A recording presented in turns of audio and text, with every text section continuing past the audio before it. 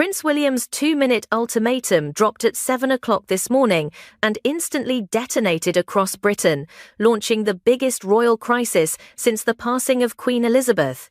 Viewers who clicked the clip in the first 60 seconds watched the numbers climb in real time, pushing past 1.2 million views before most commuters even reached the station. Social feeds erupted.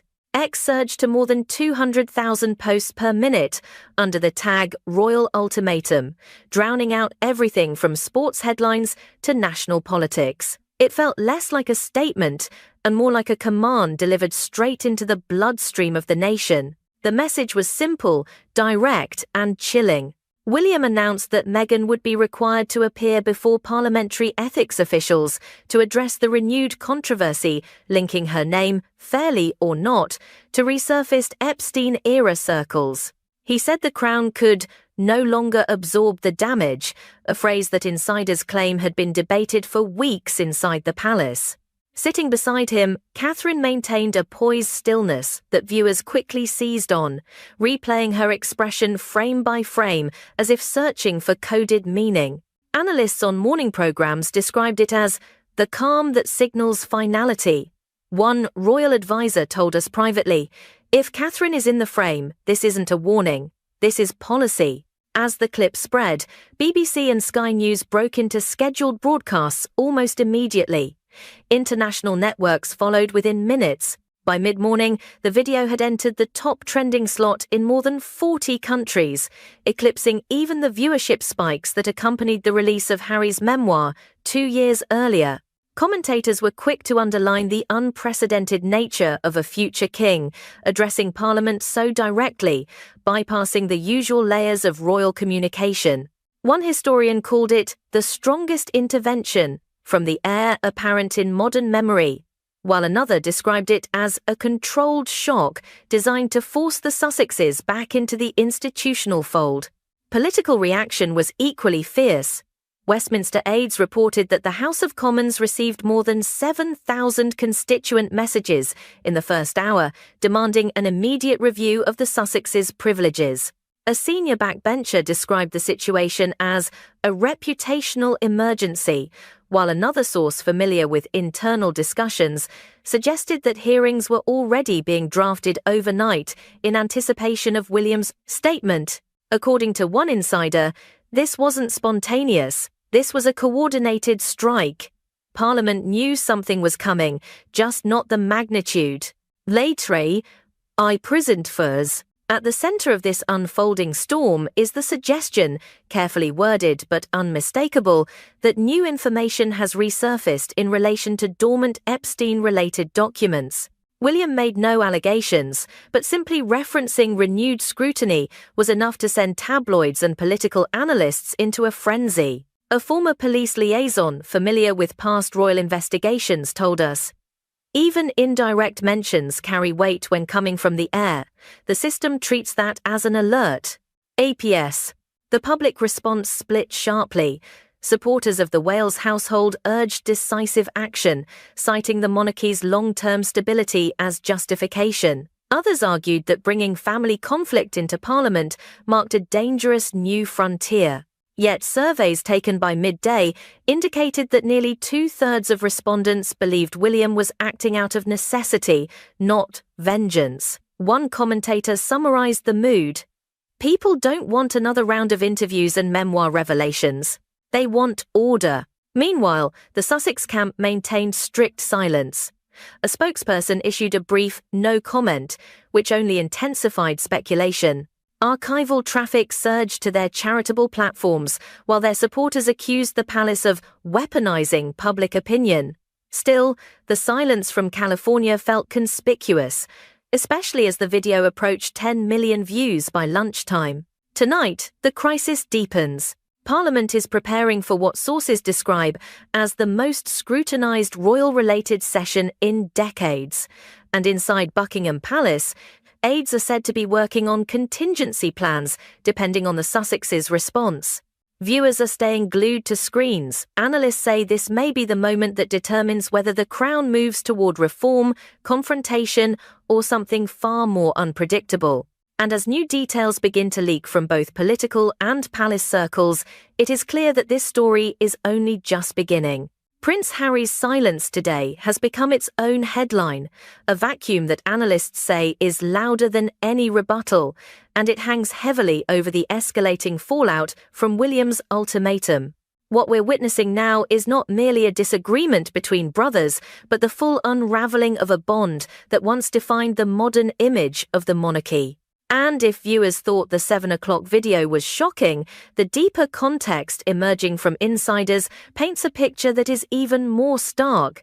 Rooted in nearly 30 years of shared history, now collapsing under the weight of competing truths. Those who followed the royal family through the late 1990s and early 2000s will remember William and Harry as inseparable. More than 200 joint engagements, countless military appearances, and the public memory of them walking behind their mother's coffin bound them together in a way few siblings could understand. A former palace press officer told us, "Every narrative, every photo call, every overseas tour, William and Harry were the heart of the modern Windsor story." But insiders now describe that unity as a myth that couldn't survive adulthood. By the early 2010s, the divergence began. William moved steadily into his role as heir, supported by Catherine's growing presence and the expectations of constitutional continuity. Harry, meanwhile, wrestled with what friends called the identity gap after his military tours.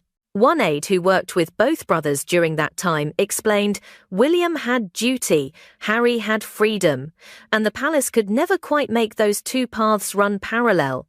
Meghan's arrival in 2016 accelerated the shift. Private sources recount moments of tension long before the public ever saw hints of a fracture. One former staff member who attended early family dinners said, "Harry was protective, Meghan was assertive, and William was cautious. That triad was combustible." While the brothers were still appearing together for public engagements, insiders say the warmth had begun to fade. The turning point, according to several veteran correspondents, came in the months leading up to the so-called Megxit in 2020. What began as standard disagreements over workload and media strategy quickly spiraled into something more emotional. Meetings reportedly ended in silence. Phone calls went unanswered. A senior royal advisor described the atmosphere as a house divided, remarking that two different visions for the monarchy were fighting for oxygen. In missing, then came the interviews, the Oprah conversation in 2021, the Netflix series in 2022, and the memoir in 2023. Across these 3 years, more than 30 separate claims, ranging from disputes over staffing to personal accusations, were broadcast, published, or dramatized. One constitutional analyst put it starkly during today's noon broadcast. Once private family conflict becomes commercial content, reconciliation becomes almost impossible. It's Lloyd. Polling reflected the shift. In 2024, public trust in Harry fell below 40% for the first time. By early 2025, a YouGov survey reported that 62% of respondents believed the brothers' relationship was unlikely to recover. Yet those who know William personally say the hurt goes deeper than numbers. A friend of the future king, speaking anonymously, claimed that William made 5 attempts to call Harry during a critical week in 2024, with none of the calls returned. That, the friend said, was the moment he realized the dynamic had changed forever. As the fallout from this morning's ultimatum continued to widen, royal sources spoke of a profound personal grief behind William's decision. One aide said the video was not an attack on Harry, but a final line drawn after years of erosion. Critics argue it was overly aggressive, but supporters suggest this was the only move left as new pressures, political, reputational, constitutional, built around the monarchy's fragile stability. What intensifies the situation now is the revived speculation around the Epstein-related documents, resurfacing online and in Westminster circles. While no verified links connect Meghan to any wrongdoing, insiders say the mere association, fanned by fringe commentary, became a risk assessment issue.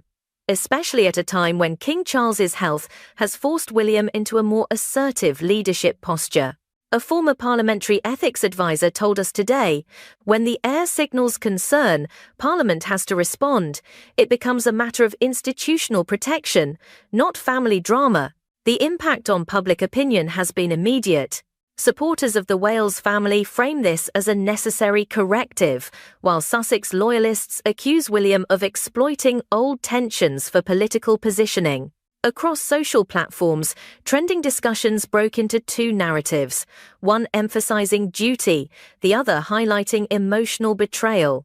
The contrast mirrors the brothers themselves, one shaped by responsibility, the other by experience outside the institution. And now, the country is asking the same question that palace watchers have been wrestling with for years. Is reconciliation still possible? Or has the accumulation of interviews, allegations, memoir chapters and silences finally closed the door? Tonight, with Parliament preparing for further action and the Sussex household remaining quiet, it seems the fracture that once looked temporary has settled into something far more permanent. As one insider put it bluntly, we're witnessing the end of an era, and it's playing out in real time.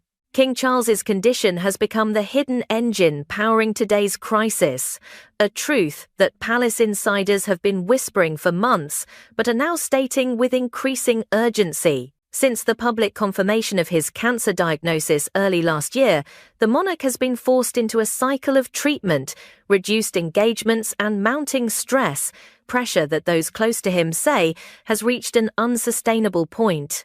And with the fallout from William's ultimatum escalating every hour, attention has now shifted sharply to the question of how much the king can still endure, and how much of this drama was driven by his quiet, exhausted approval. For viewers just joining the developing coverage, the scale of the king's struggle is staggering. Over the past 14 months, Charles has cancelled or delegated 11 major national appearances, more than any monarch in recent history. Observers noted his thinner frame at last autumn's state event, the slower cadence of his speech, and the visible strain around his eyes. Yet palace staff insist he has fought to maintain continuity wherever possible, resisting every attempt to step back fully. One senior aide told us, "The king believes duty stabilizes him, but the emotional weight of the ongoing Sussex conflict has become impossible to ignore." Behind the scenes, this internal toll has been described as the quiet crisis. While the public sees medical reports and brief statements, advisors say the emotional dimension is what has affected him most. A longtime household official said this afternoon, "It's not politics, not protocol, it's family. That's the wound." According to multiple sources, Charles was deeply affected by how he was portrayed in interviews and televised segments from 2021 onward, especially moments that painted him as distant during Harry and Meghan's early struggles. Palace aides observed that headlines around those portrayals often coincided with periods of worsening fatigue. Several insiders believe the breakdown became most visible last February, when Harry flew in for what became their shortest meeting on record. Despite the king's condition, the encounter reportedly lasted less than half an hour. Commentators today described that moment as symbolic, a reflection of how far apart father and son had drifted. One royal historian noted, "Charles waited decades for the chance to reconcile the family legacy he inherited. Instead, he's watched it fracture. It's lies." Reports from early this year suggested that late-night calls between Charles and William became more frequent as the monarchy's workload shifted. Insiders say the king would phone his son after treatments, voicing concerns about the mounting pressure from California-based commentary. He wanted unity, a source close to the Wales household said, but every time the temperature cooled, a new interview or podcast would reignite the fire. While supporters of Harry argue that he was speaking his truth, palace staff insist the timing often intensified Charles's struggles. This brings us to the heart of today's development, the king's decision to allow William to take a stronger, more public stance. Contrary to speculation that the ultimatum video was spontaneous, several advisors confirm the king gave what was described as hesitant but necessary approval. One aide put it bluntly: his health could not take another cycle of tension. He needed William to step in, not just as a son, but as the future head of state. Political reaction to this has been swift. Constitutional experts appearing on midday broadcasts emphasized that Charles's partial withdrawal from duties, combined with the escalating Sussex-related controversies, has created what they call a stability vacuum. Parliament, they warn, is now operating in a space where the heir to the throne holds heightened influence, not formally, but practically. As one legal scholar explained, when the sovereign is fragile, the heir's voice becomes the de facto anchor of the institution. This shift has changed the tone of Westminster entirely. MPs who were cautious about critiquing the Sussexes last year now speak more openly, driven by what they describe as the need to shield a vulnerable monarch. An ethics committee member told us this afternoon, "It's not about punishment. It's about preventing further stress on the king." Supporters of the Sussexes argue that invoking Charles's condition politicizes his health, a claim palace representatives deny. Public sentiment, meanwhile, has tilted sharply towards sympathy for the king. The tag, "Pray for the King," rose to the top of trending lists today, with social media flooded by warm recollections of his environmental work, charity engagement, and decades-long service. Many viewers say the combination of illness and family conflict has humanized him in a way the monarchy rarely reveals. One commentator remarked, "For the first time in a long time, the public sees the cost of royal pressure not in ceremony, but in a man's face." EP Eber. Tonight, the question dominating every broadcast panel is whether this crisis will unite the family around the king's fragility or deepen the divide beyond repair. With Parliament preparing to intensify its involvement and the Wales household escalating its stance, the monarch is caught between medical necessity and institutional responsibility. A palace insider summed it up in one sentence: "The king wants peace, but peace may be the one thing the crown can't afford right now." Eat one Brexit. And as this situation continues to evolve, the king's condition remains the silent force, shaping every political calculation and every family decision. Whether it leads to reconciliation or a historic rupture is a question the nation is watching with growing unease. Sussex side-eye drama da noi. Meghan Markle's role in this crisis has become the most divisive fault line in Britain's modern royal narrative. And tonight her name sits at the centre of a political and media storm unlike anything the monarchy has faced in decades. What's unfolding now isn't just public scrutiny, it's a full-scale reassessment of how one woman reshaped royal dynamics, global perception, and institutional risk. And as parliamentary pressure intensifies, analysts warn that Meghan's public image has become a determining factor in the direction of this entire confrontation.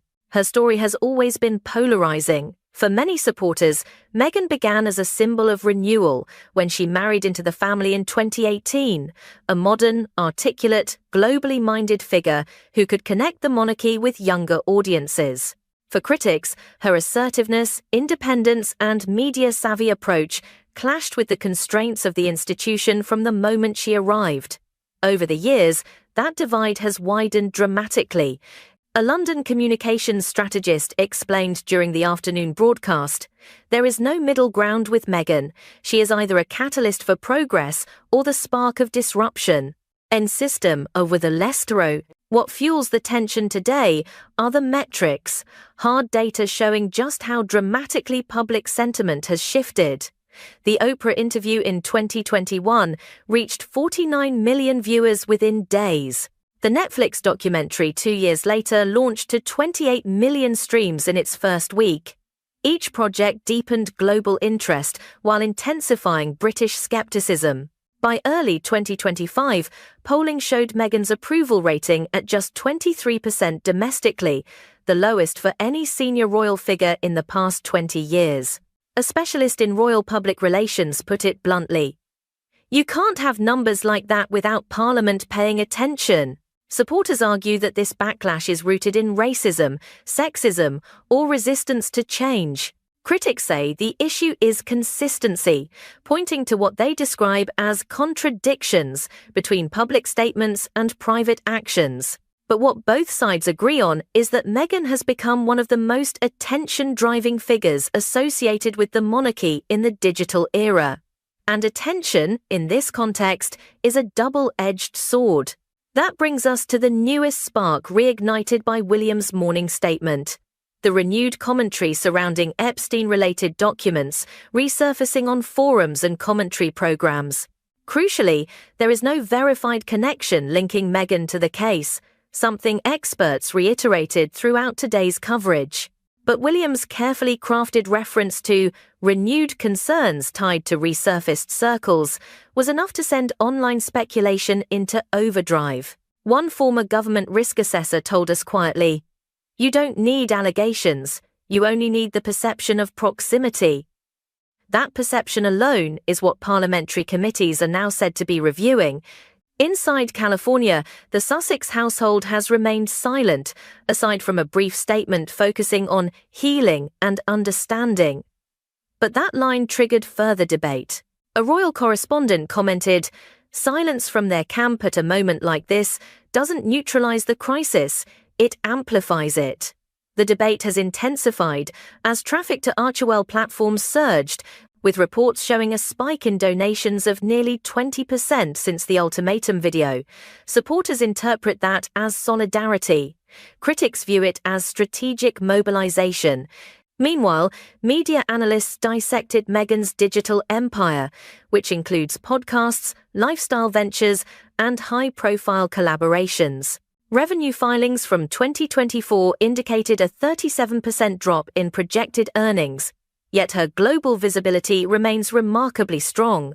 One business commentator remarked, "Meghan is no longer just a public figure, she's a brand." And brands react differently to pressure. They can grow from crisis or collapse under it. Petras. This afternoon, a political insider offered a striking assessment. If this were only about family tension, Parliament wouldn't be involved. What's happening now is about reputational risk management in an age where every royal action becomes global content. In other words, Meghan's story, regardless of its accuracy, complexity, or nuance, has been absorbed into the machinery of political decision-making. And there is another dimension. Several royal advisors spoke today about the psychological impact her media work has had on the monarchy itself. A palace official said, "Every interview reopens wounds, every documentary shifts public opinion. The institution was not built for this pace of constant reinterpretation.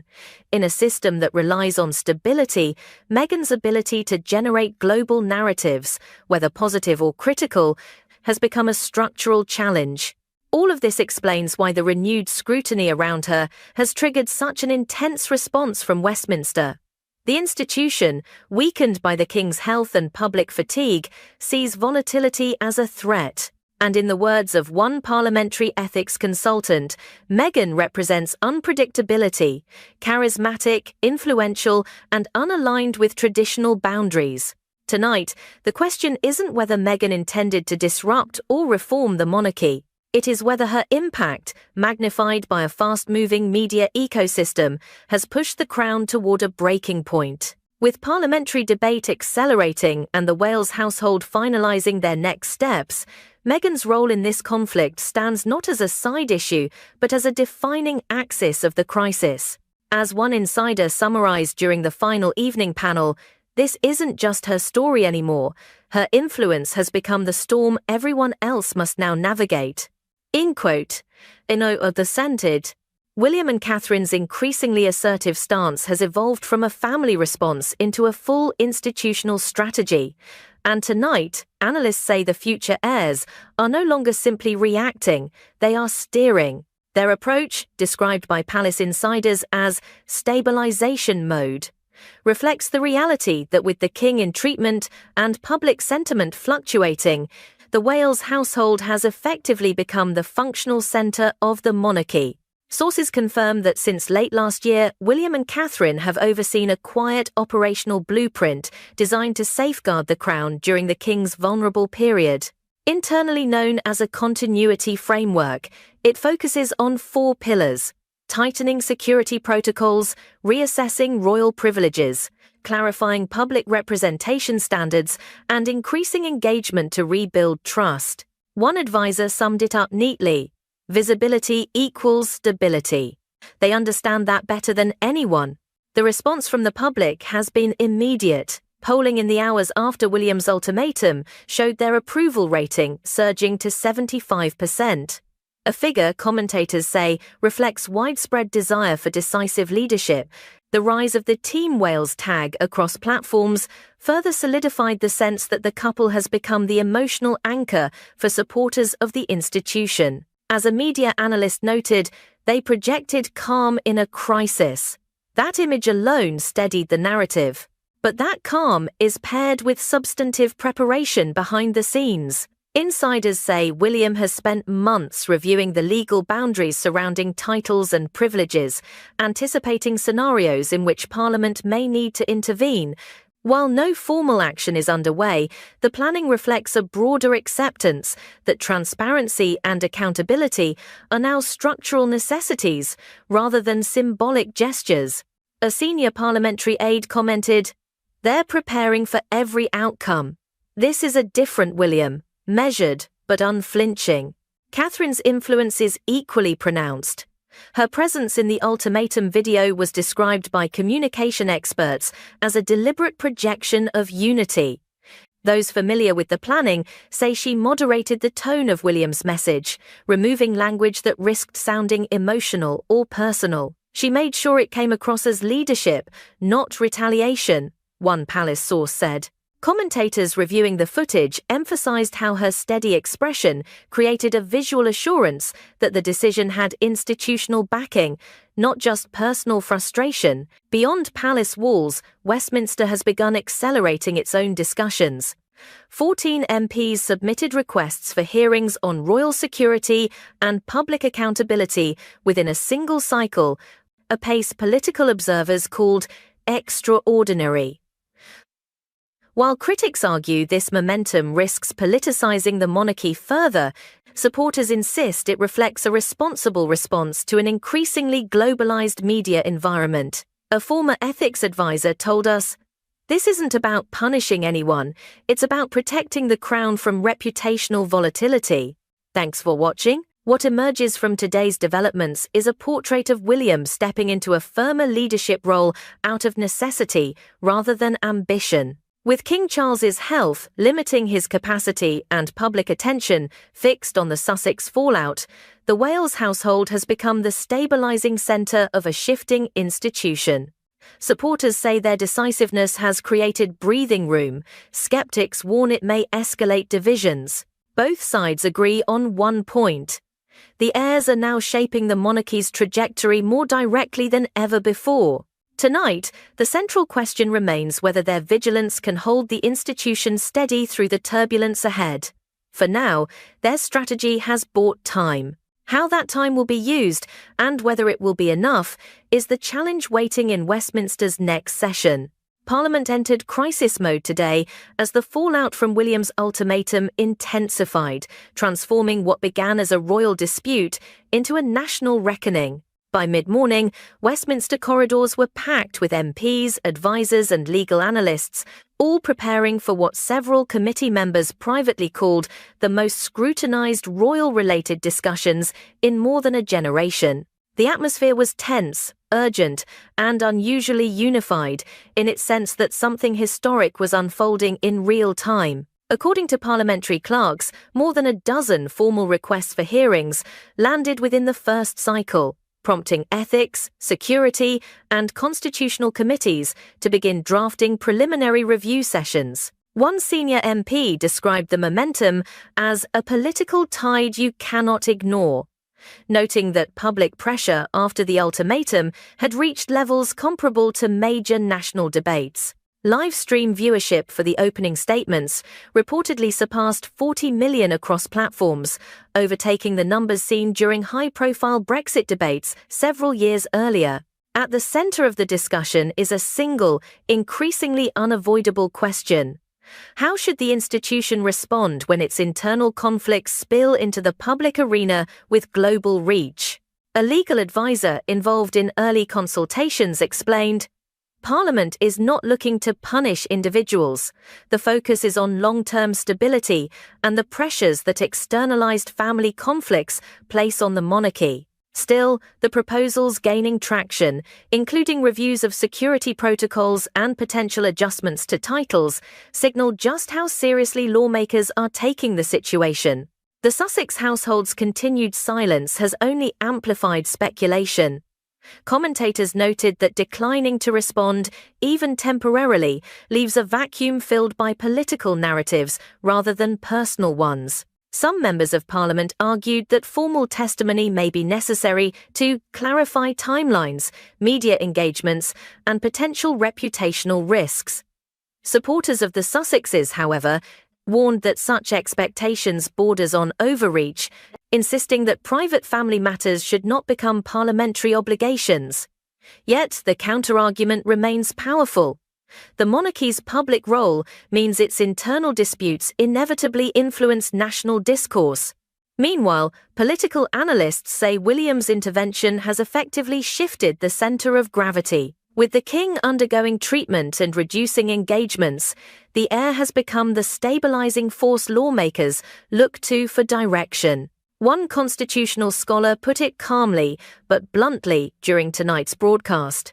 Parliament does not follow personalities. It follows capacity. And right now, the heir has capacity. Several MPs echoed that sentiment, suggesting that any future reforms will likely be shaped with William's guidance in mind. Yet even as these discussions build momentum, the emotional undercurrent remains impossible to miss. Behind the procedural language and legislative interest lies a sense of profound uncertainty about the future of the family at the heart of the institution. A veteran royal watcher observed, "This isn't just politics. It's a fracture being measured in legal terms but felt in human ones." For many viewers, that complexity is exactly why they've stayed glued to their screens, unwilling to miss a moment as the story unfolds. Tonight, as Parliament prepares for another day of debate and the nation waits for any sign of movement from California, the stakes have never felt higher. What happens next, whether a reconciliation attempt, a parliamentary directive, or an unprecedented escalation, will shape not only the current crisis, but the long-term identity of the monarchy itself. Thank you for watching our continuing coverage. If you want to stay ahead of every development in this unfolding royal showdown, make sure to like, subscribe, and turn on notifications. There's much more to come. At 7:03 this morning, our newsroom received confirmation that Kensington Palace had triggered a rare internal alert concerning the Duchess of Sussex, an alert senior editors describe as the sharpest wording used this quarter. The signal indicated that the Sussex Prince of Wales had entered a phase of decisive review, one that insiders quietly admit has been building behind the scenes for more than 8 weeks. There was no diplomatic phrasing, no softening language, just a clear warning that the situation had reached a point where the palace could no longer rely on silence. This development did not arrive in a vacuum. Since early November, analysts inside the Communications Monitoring Unit have logged 29 coordinated talking points across American podcasts and late-night programs. These narratives focused on misunderstood roles and suppressed modernizing efforts appeared in synchronized waves spaced precisely 48 hours apart. According to one palace aide, that kind of rhythm doesn't happen by accident, it's structured. The first major trigger came when a 14-page memo surfaced internally yesterday afternoon. The document, formatted in unmistakable American PR language, outlined a proposed repositioning campaign for Meghan, with key points scheduled for the final week of December and the first weeks of January. What unsettled officials was the timing. Christmas week is historically safeguarded as a period of institutional stability. Launching any narrative wave during this window is viewed as, at best, careless, and at worst, deliberately disruptive. A senior advisor, after reviewing the memo, told us, "This wasn't a soft pitch, it was a calculated effort." Another insider added that the memo subtly referenced senior initiative delays, a phrase that immediately pointed toward Catherine's early years program, which recorded more than 10 million public interactions in the last financial cycle. There is also the matter of silence from across the Atlantic. One longtime insider phrased it diplomatically. Even Harry could have stepped in early. He saw where things were heading. He just didn't intervene.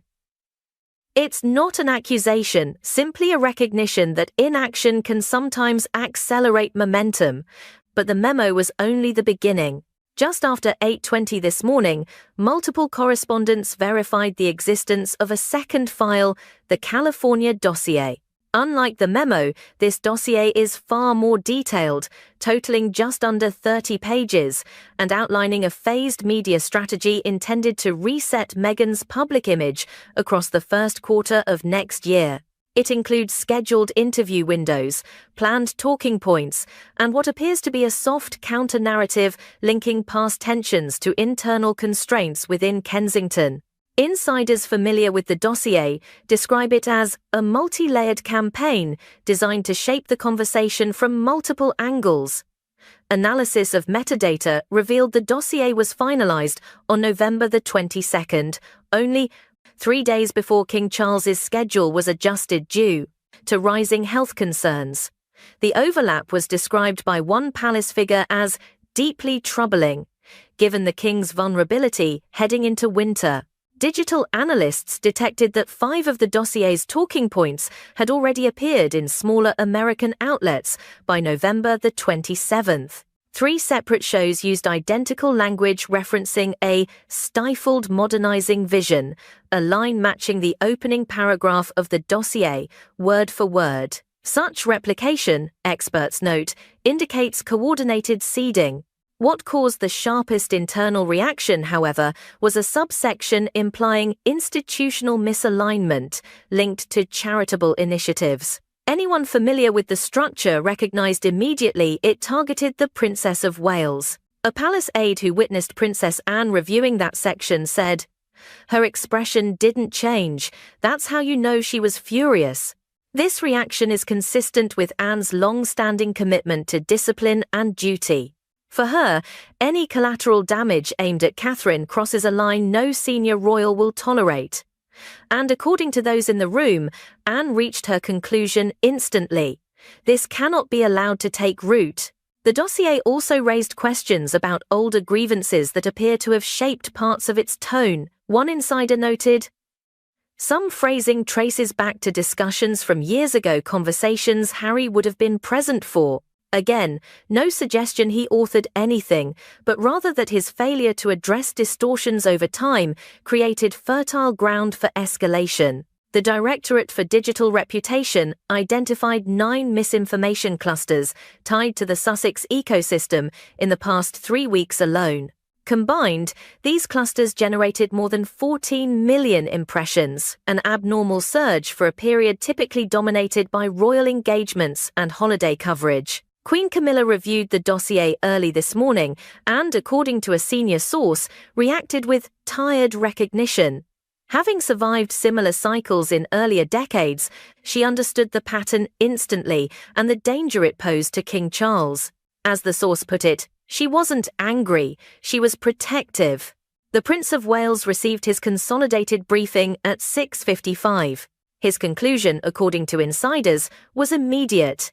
If left unanswered, the dossier would dominate public conversation through the holidays. And that brings us to the moment the palace moved from observation to action. Because while the dossier was serious, the encrypted overnight briefing, the one delivered just after midnight, carried implications that forced the next step, a step that would shift the entire trajectory of this winter crisis. By 9:12 last night, the 1844 room at Buckingham Palace, a space used only for the most sensitive internal decisions, was sealed from the inside.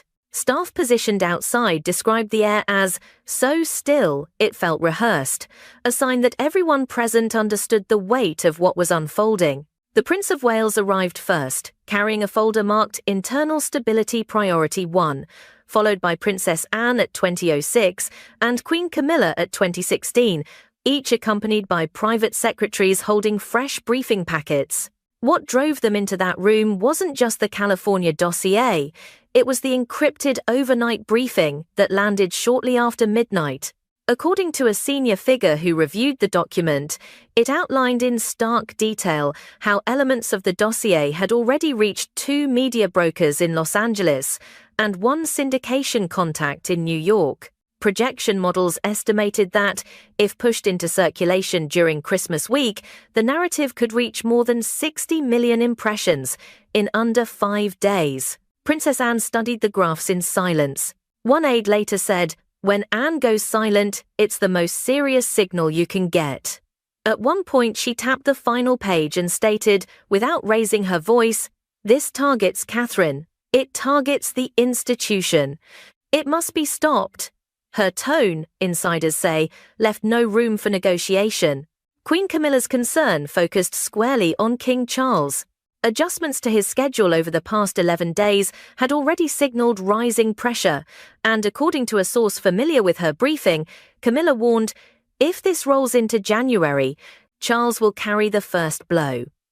Her remarks weren't dramatic, they were clinical, drawn from decades of observing how sustained media cycles erode stability. Harry surfaced only briefly, mentioned by a communications advisor who noted that several of the narrative threads reflected grievances he had previously allowed to circulate unchecked. The advisor put it carefully. He didn't shape this situation, but he didn't stop the distortion either. No blame, simply acknowledgement that silence has consequences. William listened, reviewed the documents twice, then rejected any suggestion of retaliation. His instruction was clear. Whatever came next had to remain institutional, measured, and final. By 23:52, all 3 had reached the same conclusion. Silence was no longer protecting anyone.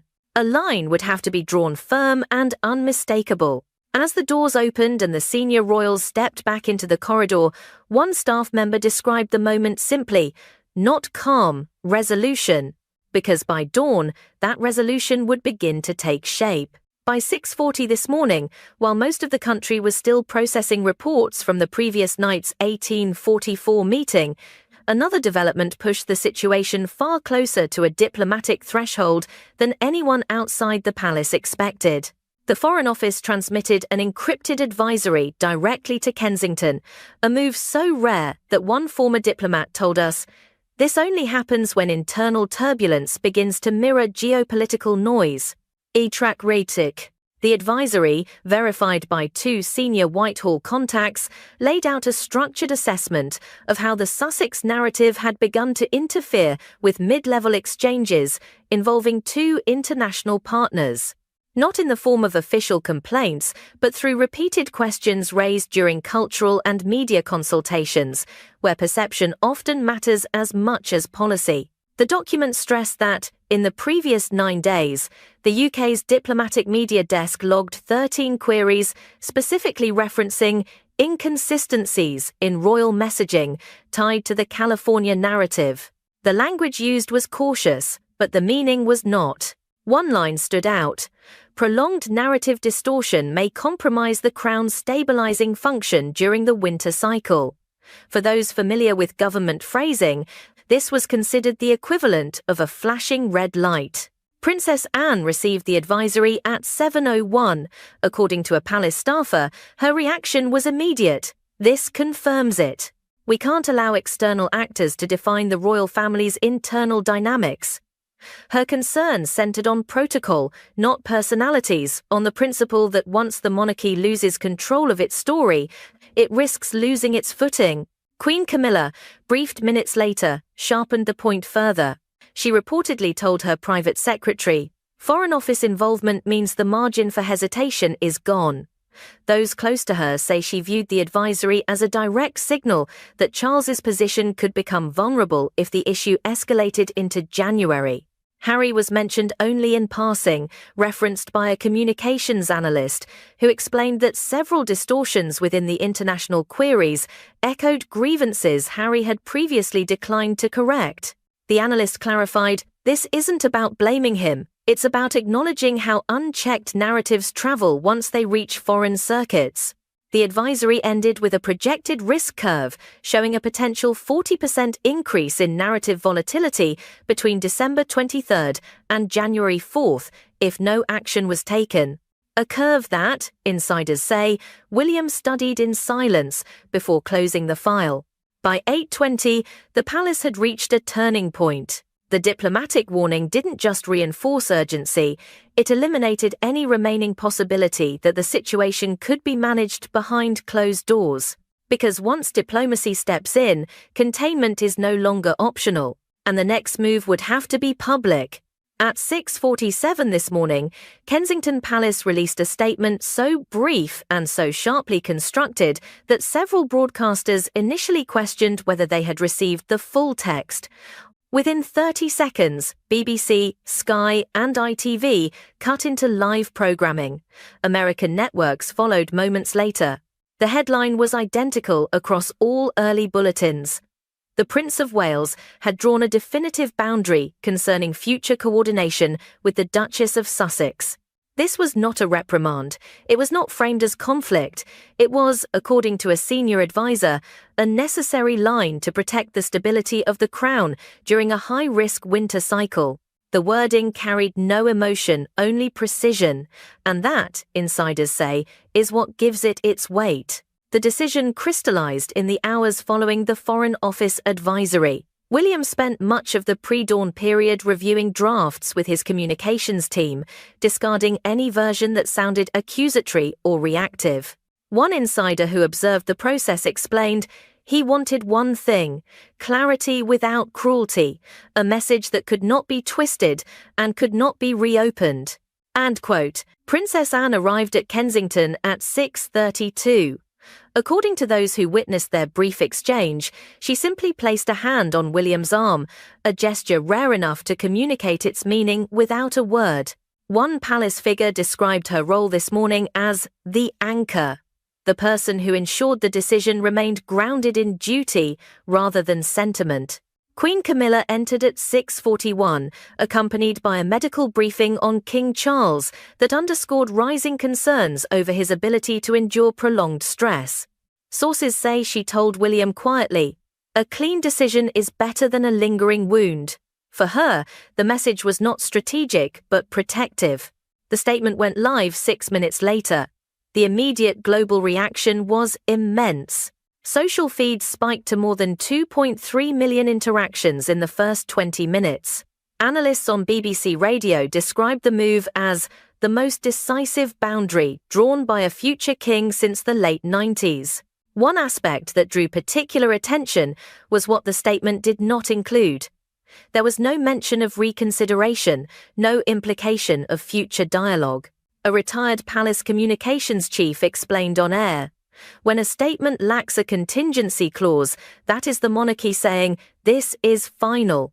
Harry's name was absent from the text, but not from expert commentary. Several analysts noted that while the issue had not originated with him, his long periods of silence allowed distortions to build momentum. One commentator phrased it diplomatically, "He wasn't the architect, but he left the doors unlocked."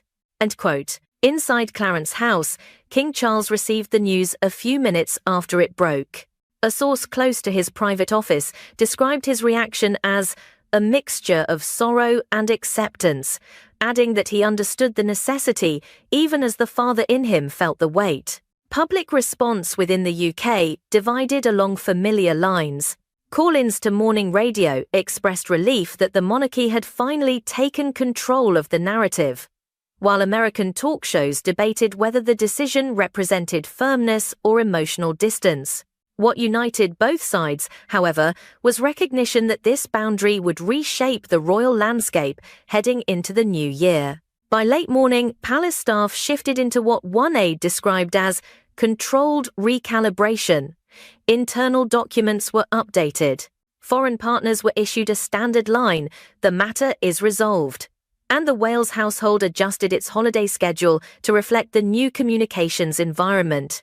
Yet, even as stability returned inside the palace walls, attention turned westward. Because in California, the reaction was already forming, and insiders suggest it may be far more complicated than anyone anticipated. In California, the impact of the Kensington statement hit far harder than early analysts predicted. By 9:14 local time, just minutes after major U.S. morning shows picked up, the story producers, publicists, and digital strategists across Los Angeles were already holding emergency calls. According to two industry sources, several teams connected to the Duchess were caught completely off guard, expecting a seasonal slowdown and not a winter boundary that would dominate global headlines for the next 48 hours. One insider, familiar with West Coast media circles, described the atmosphere as scrambled and unprepared, with at least one planned narrative rollout placed on immediate hold. Another source revealed a draft response had been written in the early hours, but by sunrise it had been frozen entirely after advisors warned it could intensify scrutiny rather than soften it. The sudden communication blackout suggests the team is reassessing both timing and tone.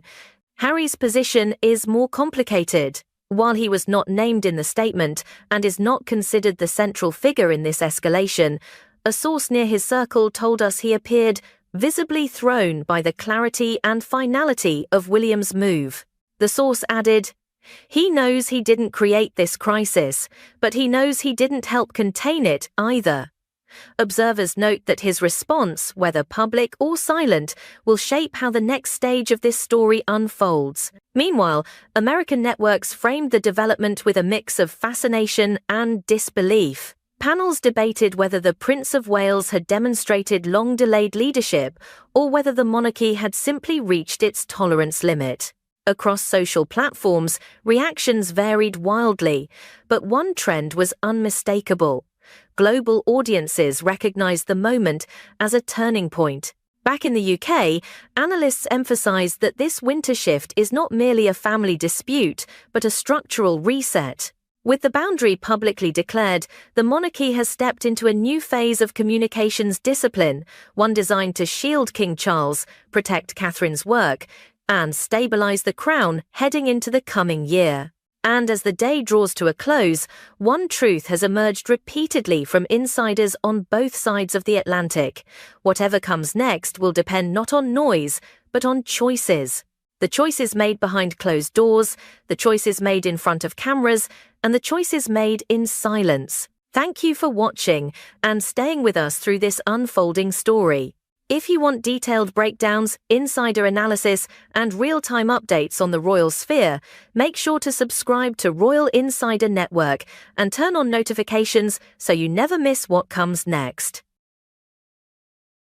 Mrs. Markle must now reckon with the consequences of her conduct toward this country and the Crown. Under the established regulations, her status will be formally withdrawn.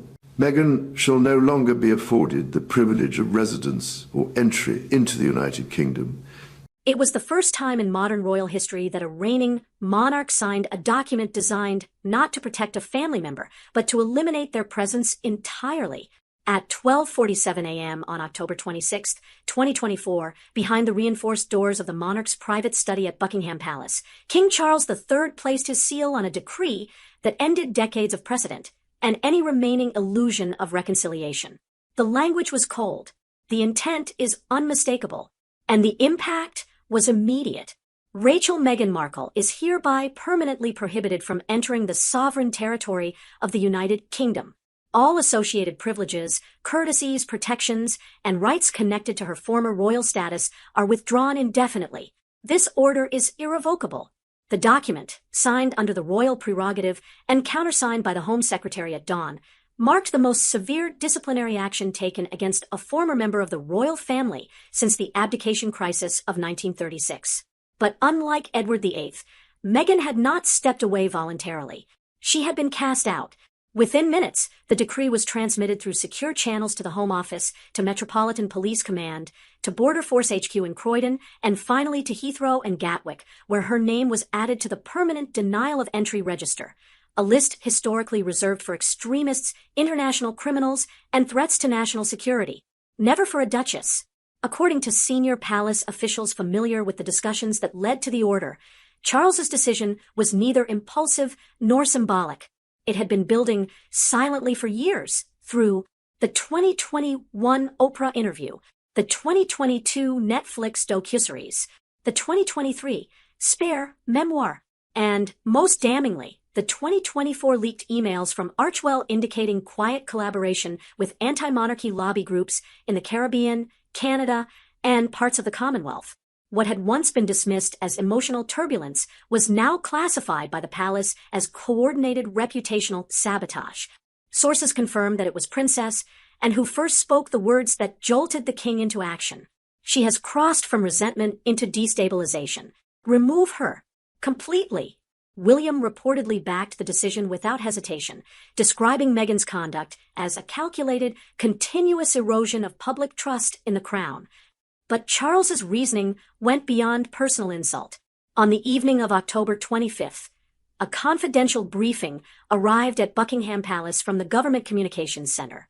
The document, labeled Eyes Only, Priority Red, compiled a timeline of how Meghan's public statements, interviews, and private correspondences had been systematically weaponized across digital networks, foreign advocacy groups, and Republican movements. The analysis concluded with a single line that unsettled even the palace's most hardened advisors.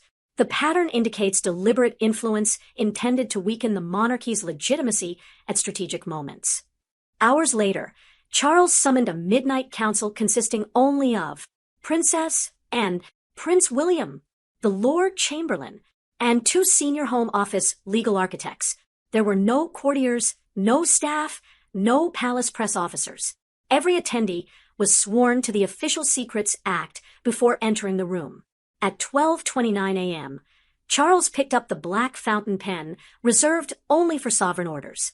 At 12:47 a.m., he signed, and at 12:52 a.m., the order left Buckingham Palace under military escort. This was not just a travel restriction. This was an institutional severing. Meghan is now barred from entering the UK under any circumstance, stripped of all royal courtesies, including state invitations and ceremonial privileges, removed from security protocols, meaning she no longer receives any intelligence briefings or protective considerations, prohibited from attending family events, even private ones like funerals, christenings, and holidays at Sandringham or Balmoral, erased from forward-facing royal planning, including succession documentation and archival public records. To the monarchy, she exists only as a legal entity, not as family, not as former royalty, not as a mother of 2 royal grandchildren. Sources describe William as relieved and as resolute, and Queen Camilla as silent but approving. Catherine, Princess of Wales, reportedly said only one sentence when informed of the king's decision. It was time. Notably, Harry was not informed in advance. At 3:11 a.m., he received an automated Home Office notification addressed to Mr. Henry Charles Albert David Mountbatten Windsor, stating that his spouse had been deemed inadmissible to the United Kingdom indefinitely. At 3:14 a.m., he attempted to call William. The call went unanswered. By the time King Charles signed the midnight order banning Meghan Markle from setting foot on British soil, the royal household had already reviewed what many described as the most comprehensive and damning internal dossier in modern royal history. The report, spanning 204 pages and compiled discreetly over 8 months by a task force embedded within the Royal Advisory Council on Institutional Integrity, RATI, was originally designated as preliminary intelligence following a sharp spike in anti-monarchy sentiment across Commonwealth nations in early 2024. But as the team began cross-referencing timelines, public statements, media influence metrics, and digital campaign footprints, the tone quickly shifted from defensive assessment to urgent crisis analysis. At the top of the file was a title in bold: Chronicle of Destabilization. A timeline of conduct detrimental to the sovereign interest. Subject: R.M. Markle. The dossier did not accuse Meghan of treason. It didn't have to. Instead, it methodically outlined a pattern of behavior, at times public, at times disturbingly subtle, that when viewed together pointed toward an intentional erosion of trust in the crown. It began, of course, with March 2021, the Oprah interview that broke global television records and reshaped public opinion overnight. Meghan's claims about racism within the palace, suicidal thoughts during pregnancy, and being denied mental health support weren't just emotionally charged, they were institutionally explosive. Internal polling within 72 hours showed royal approval drop 23% globally, with the Caribbean and Canadian youth demographics registering the most dramatic declines. But the report didn't stop at public moments.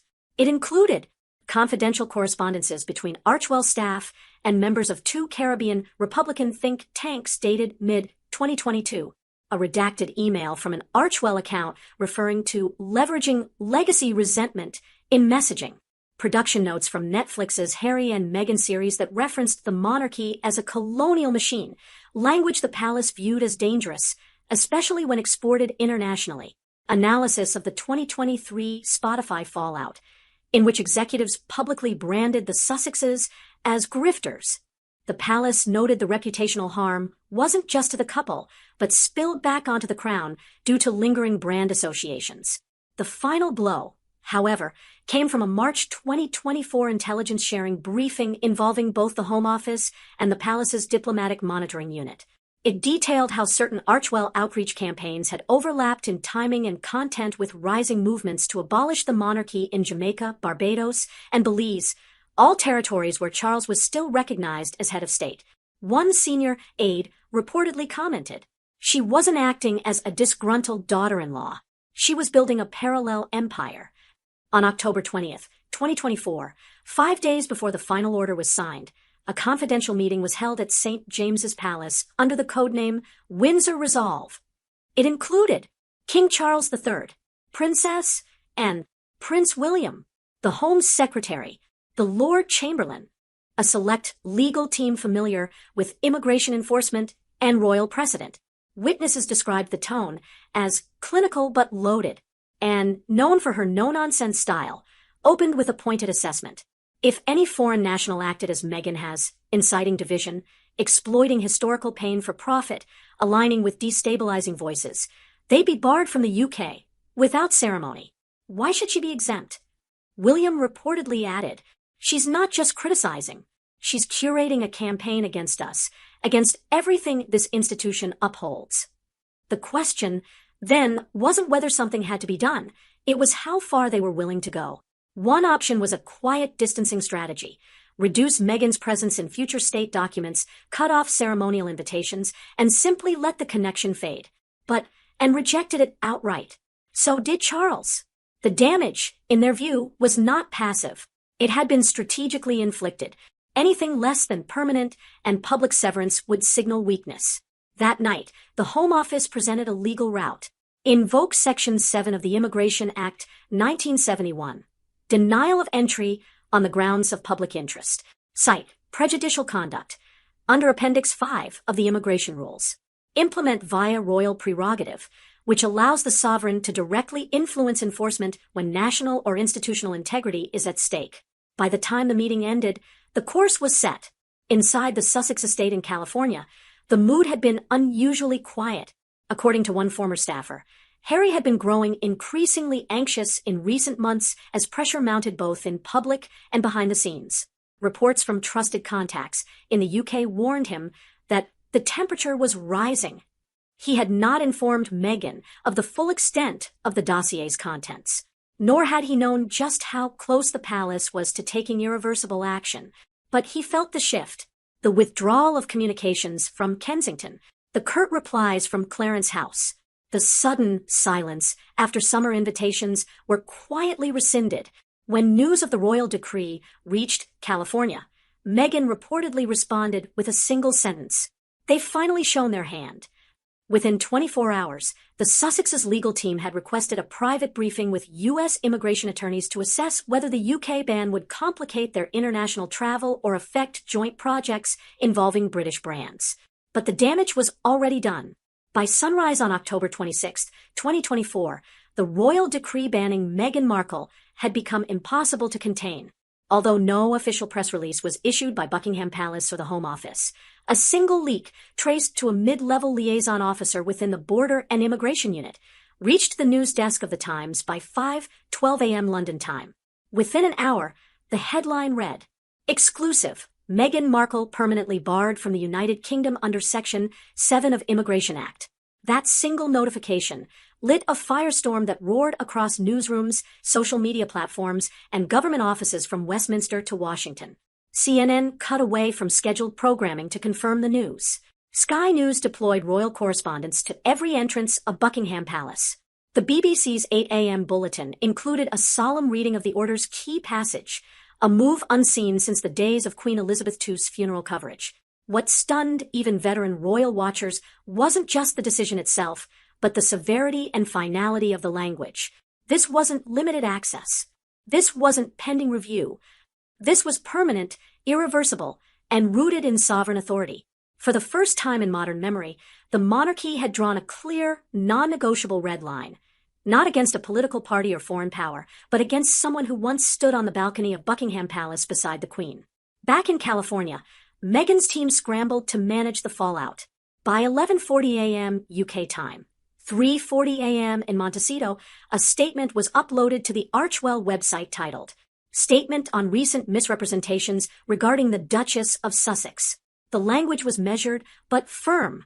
The Duchess of Sussex has always acted in good faith to advocate for social progress, women's empowerment, and global humanitarian causes. Attempts to frame her as a threat to public order are both absurd and defamatory. We are reviewing legal avenues. The statement ended with a warning. The silence of dignity should not be mistaken for acquiescence. Behind the scenes, however, Archewell's board was entering a full-blown strategic crisis. According to non-profit governance records reviewed later by investigative outlets, British donor activity halted within 36 hours. 3 UK-based partnerships, one with a mental health awareness NGO, one with a London youth theatre, and one with a Commonwealth Gender Equity Alliance, were quietly suspended pending legal clarification. An internal financial brief leaked 2 weeks later would reveal that Archewell's anticipated Q4 donation pipeline had dropped 47% compared to Q3 projections. In Britain, the mainstream press largely rallied behind King Charles's decision.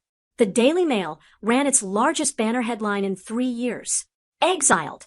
Palace closes the door on Meghan for good." The Telegraph praised the move as a necessary correction to years of self-inflicted reputational injury. Even The Guardian, traditionally more sympathetic, acknowledged the legal basis of the decision, though it warned of international backlash, calling it a potentially volatile precedent. In the United States, however, the response was far more fractured. The New York Times published a feature headlined, "From Duchess to Defendant, Meghan faces the weight of the Crown's judgment," but balanced its coverage with opinion columns defending her freedom of speech. On MSNBC, panelists debated whether the ban was rooted in racism, revenge, or regulation. One commentator called it a centuries-old institution lashing out at a modern woman who wouldn't stay in line. Social media was even more polarized. Within hours, the hashtag #MeghanExiled trended globally, followed by #StandWithMeghan, and from monarchist circles, #BravoCharles. YouGov's emergency flash poll, conducted within 24 hours, showed 71% of UK respondents supported the ban. 54% agreed it was long overdue.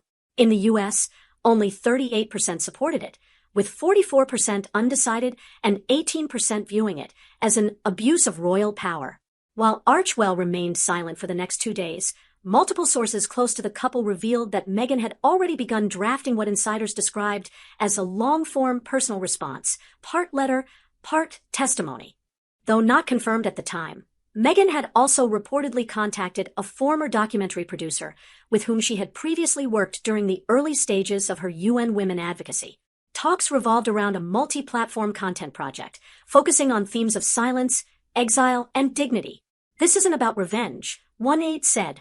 It's about narrative clarity. Meanwhile, royal insiders noted that Harry had not issued a single public word since the ban was announced. Not through the Sussex media office, not via Archewell, not on social media, not even through third-party surrogates. According to a royal household source, this silence was understood as grief. He's not ready to choose a side, but the institution already has. The most chilling element of the king's decree, according to veteran palace analysts, wasn't its legal complexity, but its symbolic intent. For decades, the British royal family has weathered controversy through endurance, silence, and staged unity. But this act, decisive, explicit, and final, signaled a new operational mode under King Charles III. Zero tolerance for reputational sabotage. One former royal press secretary put it succinctly. This wasn't about Meghan anymore. This was about drawing the monarchy's new frontier. As the headlines flared and the world debated the morality of Meghan's permanent ban from the United Kingdom, one name remained largely unspoken in official statements, but loomed over every conversation. Prince Harry. He was not banned. He was not named in the royal decree. But he was no longer part of any plan, formal or familial. And that, insiders say, cut deeper than any sanction.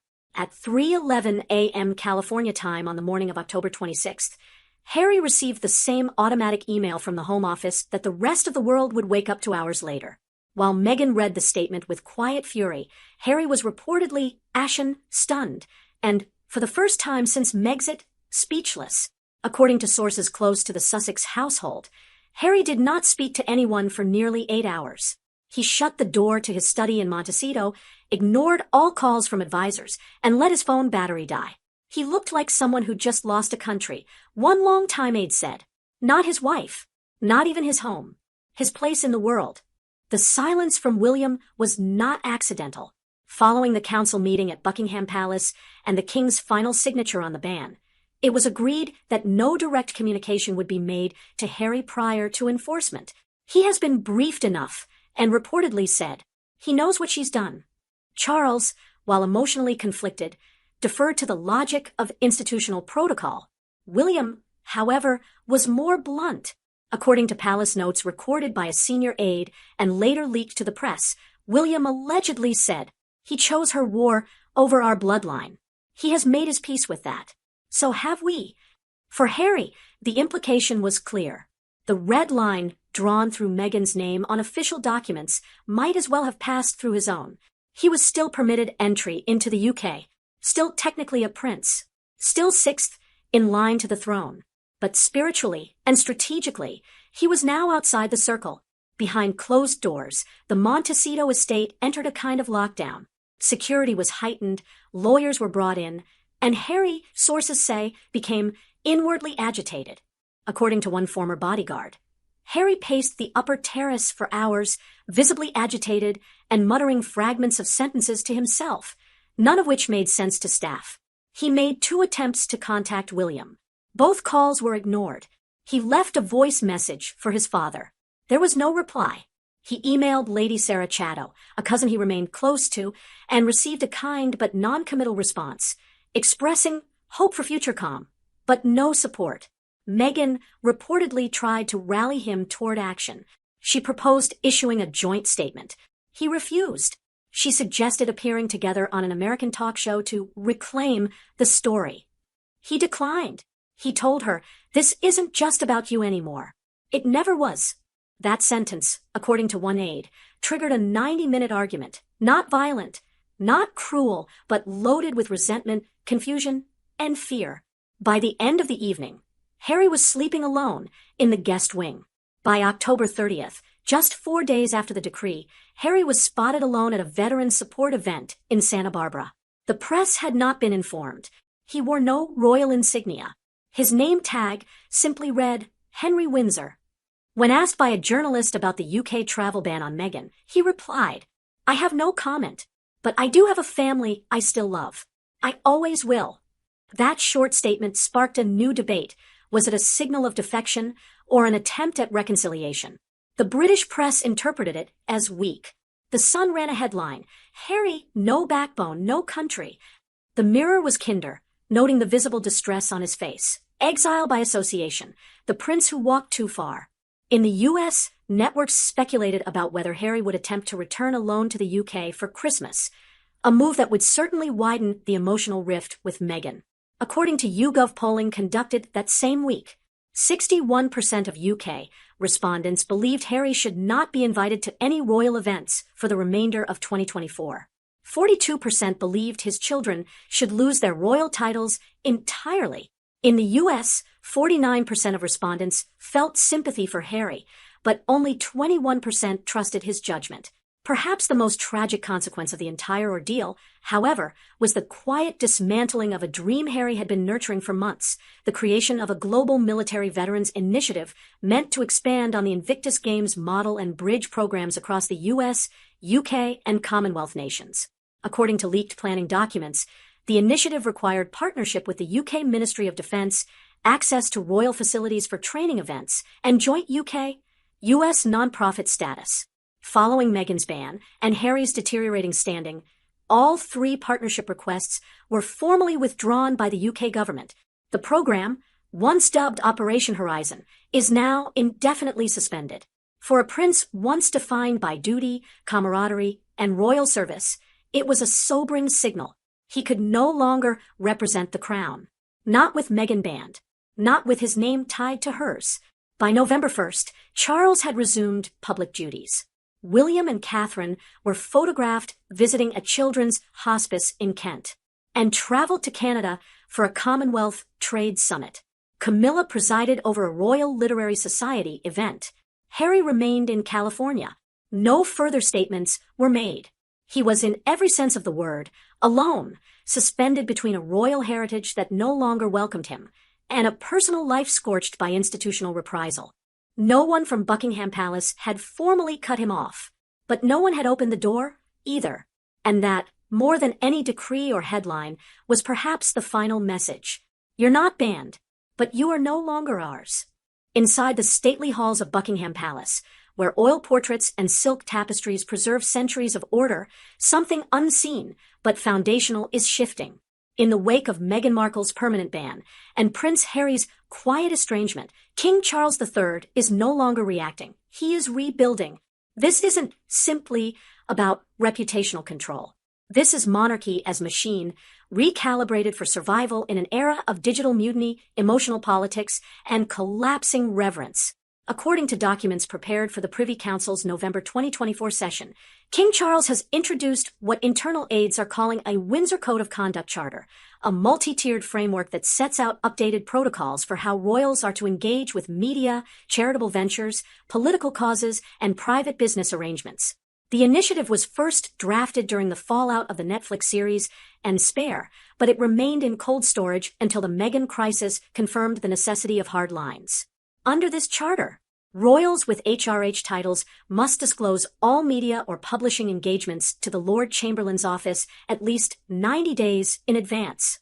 Any partnerships with overseas foundations or governments must be cleared through the Foreign and Commonwealth Office.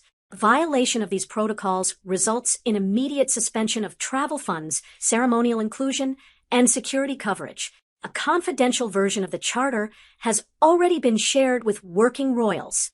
And Edward and Catherine reportedly gave full endorsement. William is said to have reviewed the language personally. Harry has not received a copy. Beyond policy, Charles is also targeting symbolic ambiguity.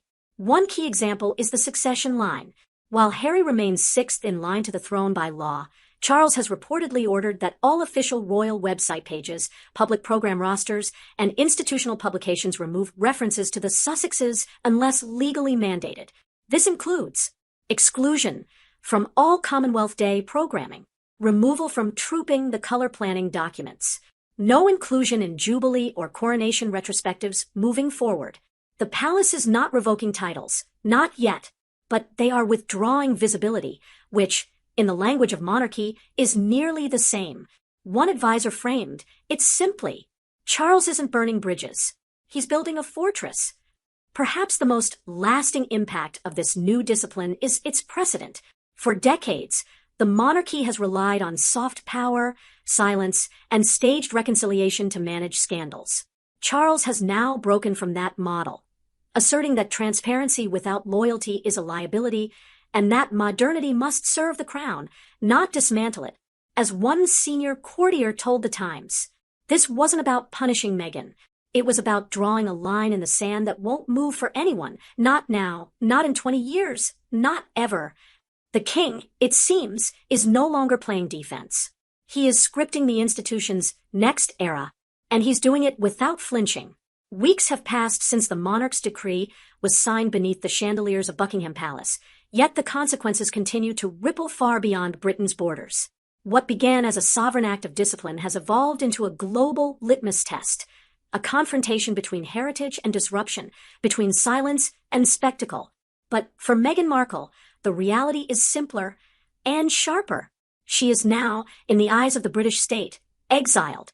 Behind the gates of her Montecito estate, Meghan has remained largely out of sight. No interviews, no social media, no appearances at U.S. fundraisers. According to sources close to her team, she is observing the moment, recalibrating how and if she wishes to respond. Rumors persist that a new memoir is underway, this time from her perspective alone, tentatively titled The Distance Between. It is said to blend personal reflection with broader critiques of institutions that demand silence but fear clarity. Whether it will name names remains unknown. In parallel, her legal advisors have reportedly begun challenging select language in the visa ban order, though they acknowledge the likelihood of reversal is statistically negligible. There will be no formal appeal. Instead, Meghan is said to be focusing on rebranding Archewell as a global media nonprofit rooted in storytelling and social impact, with new partnerships outside the UK, particularly in South Africa, Brazil, and parts of Southeast Asia. The message is implicit. If Britain closes its door, the world still has many windows. Reactions continue to evolve across continents. In the United States, the exile has reinforced ideological fault lines. Progressives accuse the monarchy of racial and cultural retaliation, while conservatives frame it as overdue accountability. Late-night talk shows joke, pundits argue, and polls fluctuate, but the narrative remains. Meghan Markle is the most controversial royal figure since Wallis Simpson. In Commonwealth nations, particularly those rethinking their ties to the crown, the ban has become a case study in monarchy overreach. Leaders in Jamaica and Barbados have openly questioned whether the modern monarchy serves the public interest or its own institutional purity. In Europe, however, where monarchies still command deep respect in places like Denmark and the Netherlands, King Charles's decision has been interpreted as a necessary move to restore discipline and reinforce sovereign authority. And in the UK, the numbers speak clearest. A late November 2024 Ipsos poll found 73% of Britons supported the decision to ban Meghan permanently. 64% believed it improved the monarchy's public standing. Only 12% expressed sympathy for the Sussex couple. Inside royal archives, curators have already begun rewriting institutional records to reflect the new reality. Aides confirm that the official 2025 edition of Debrett's peerage and baronetage will exclude Meghan's name from all active royal entries. Her children, Archie and Lilibet, will retain their titles by birthright for now, but will be socially unlisted from ceremonial rosters unless they establish residency in the UK under different guardianship. This decision has sparked ethical debate, but the monarchy remains unmoved. Blood may entitle you, one courtier stated, but conduct defines whether the crown acknowledges you. As for history, the framing is already underway. Some will remember Meghan as a disruptor, unjustly cast out for challenging an antiquated machine. Others will see her as a cautionary figure, a woman who underestimated the resolve of a centuries-old institution she sought to redefine. And King Charles? He will be remembered, perhaps, as the monarch who ended the age of ambiguity, who drew a border not with guns or rhetoric, but with the weight of a single royal signature. Meghan didn't just destroy her own royal bridge, she destroyed Andrew's too. With one sentence, Sarah Ferguson detonated the calm facade Buckingham Palace had worked tirelessly to maintain for months. In her forthcoming tell-all manuscript, already described by insiders as the most dangerous royal memoir since Diana's Panorama era, Fergie makes a chilling claim. That Prince Andrew was one of Meghan Markle's earliest strategic targets, long before she married Harry, long before Oprah, long before the global narrative hardened into Megxit versus the monarchy. It is the hook no one expected Fergie to pull. And it is the line that sent shockwaves through every corridor of the royal household. Sources who reviewed private excerpts confirm that Fergie alleges Meghan manipulated connections around Andrew, leveraged his access to elite events through Ron Burkle's network, and used York family proximity to elevate herself socially before pivoting to Harry. And then, when Meghan deemed Andrew a liability, she allegedly cut him off ruthlessly, fueling distance between the Sussexes and the York line, ultimately worsening Andrew's own public downfall. That accusation alone would have ignited a scandal. But Fergie didn't stop there.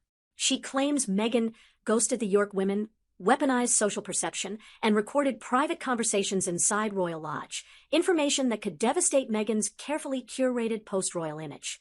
She hints Meghan sought to use Diana's aura, even attempting to pitch a Diana-focused documentary angle through a Hollywood director before joining the royal family. And she warns that Meghan's early proximity to certain billionaires opened doors she pretends never existed. For Buckingham Palace, this isn't gossip.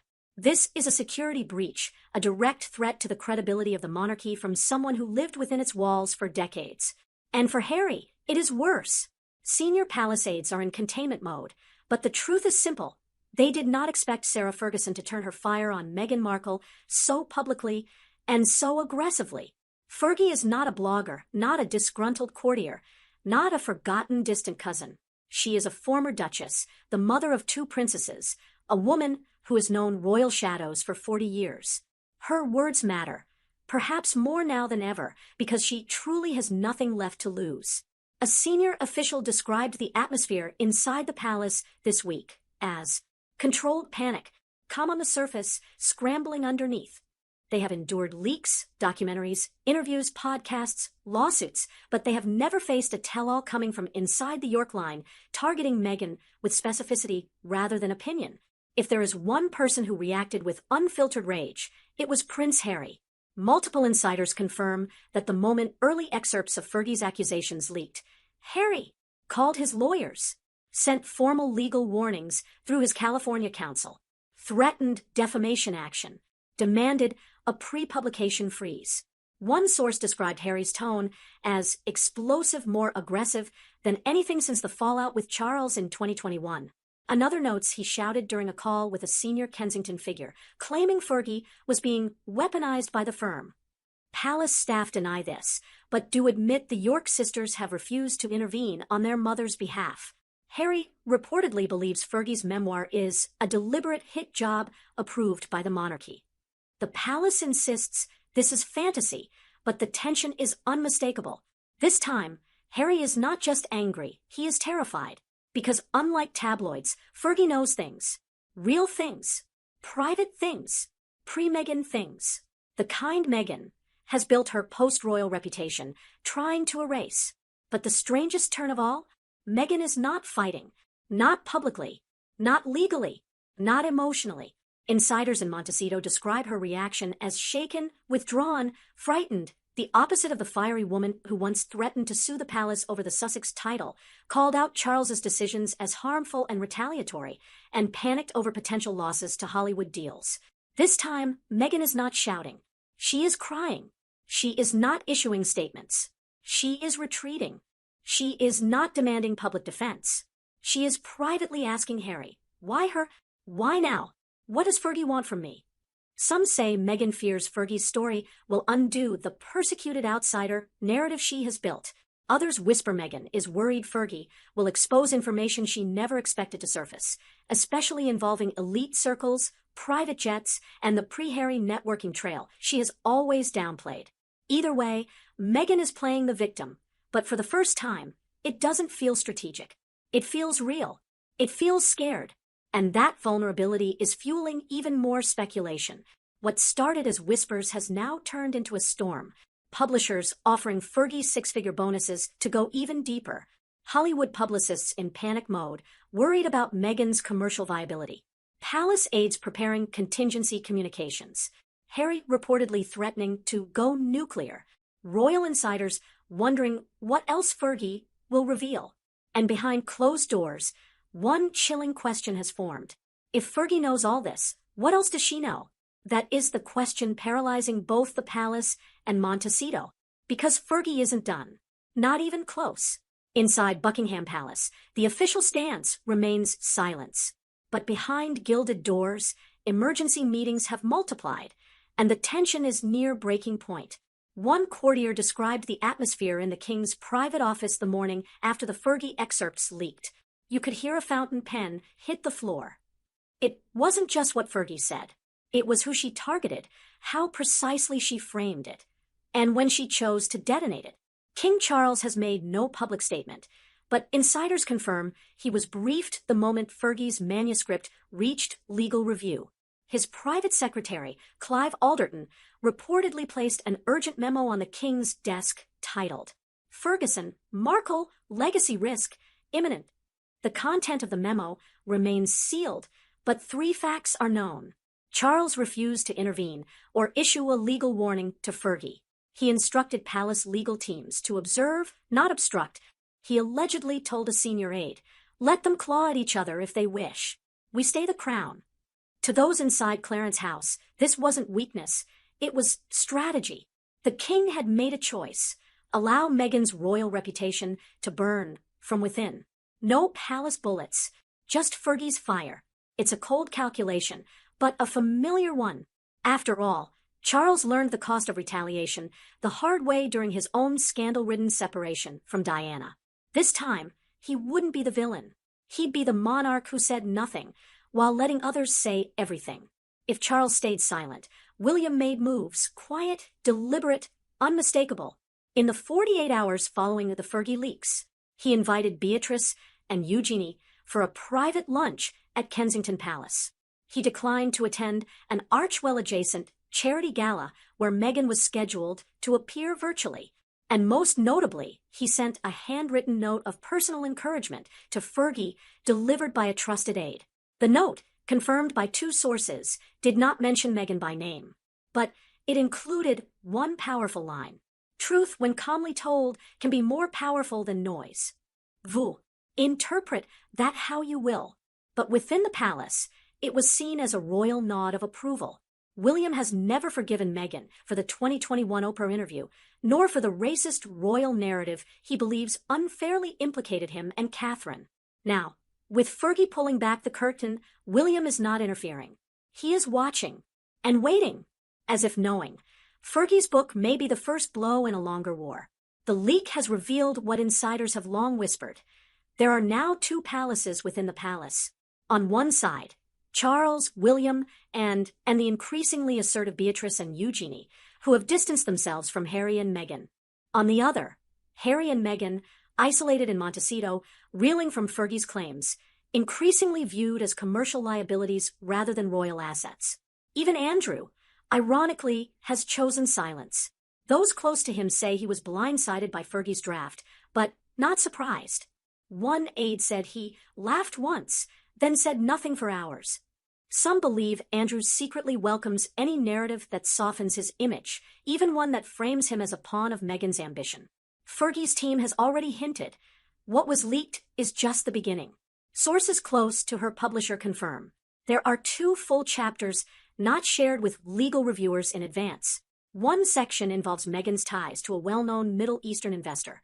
Another references a conversation in 2017 where Meghan allegedly joked about rebranding royal stiffness into lifestyle content. And buried in a protected appendix, a list of previously unreleased voice memos and notes from Meghan's early interactions with royal staff, some of which allegedly paint a very different picture than her Oprah persona. Hollywood PR agencies are closely watching the fallout. One Netflix executive was quoted anonymously as saying, "If even half of what Fergie wrote turns out to be true or believable, Meghan's brand pivot will be impossible to sustain." Already, Archwell's upcoming docuseries is reportedly being soft restructured, with producers asking to reduce Meghan-centric segments and focus more on humanitarian angles instead. She was once the most powerful duchess in the world. Now, even insiders admit, she feels like a liability. And all of it began with Fergie's pen. Until last week, Montecito was quiet. The gates of Meghan and Harry's $14 million estate stayed closed. The Archwell team issued carefully curated press releases. Meghan was said to be focused on healing, motherhood, and meaningful content. There was even talk of a wellness empire, a reimagined Goop, insiders teased, set to rival Gwyneth Paltrow. Then the Ferguson manuscript leaked, and within 72 hours, that dream began to collapse in slow motion. When Meghan Markle first entered the royal family, Hollywood watched with admiration and envy. But now, that admiration has shifted to something colder: risk assessment. A Netflix executive leaked word that Meghan's proposed lifestyle docuseries is now on pause pending reputational recalibration. A Spotify producer allegedly told a colleague, "We gave her a studio. She gave us silence and staged trauma." Disney has gone silent on a voiceover project initially teased in 2023, and a major fashion brand quietly removed Meghan from a shortlist for global ambassador, replacing her with a Scandinavian royal known for grace and non-controversy. Inside PR circles, there's a phrase being whispered again and again: uninsurable. That's the new industry tag being floated behind closed doors. It doesn't mean she's toxic, it means she's unpredictable. And unpredictable doesn't get signed. Fergie's framing was precise, not just scandalous, but strategic. She didn't accuse Meghan of vague palace drama. She accused her of emotional warfare. Andrew made poor decisions, but Meghan weaponized them. That quote, "ruthless and surgically targeted," suggests Meghan exploited Andrew's scandals to gain leverage in palace negotiations. Whether true or not, the suggestion was enough to ignite a firestorm. Because in doing so, Fergie didn't just indict Meghan. She invited others to do the same. And they're beginning to speak. Do you remember Jason Knopf? The former Kensington Palace press secretary, the man who managed communications for William, Catherine, and, briefly, Meghan and Harry.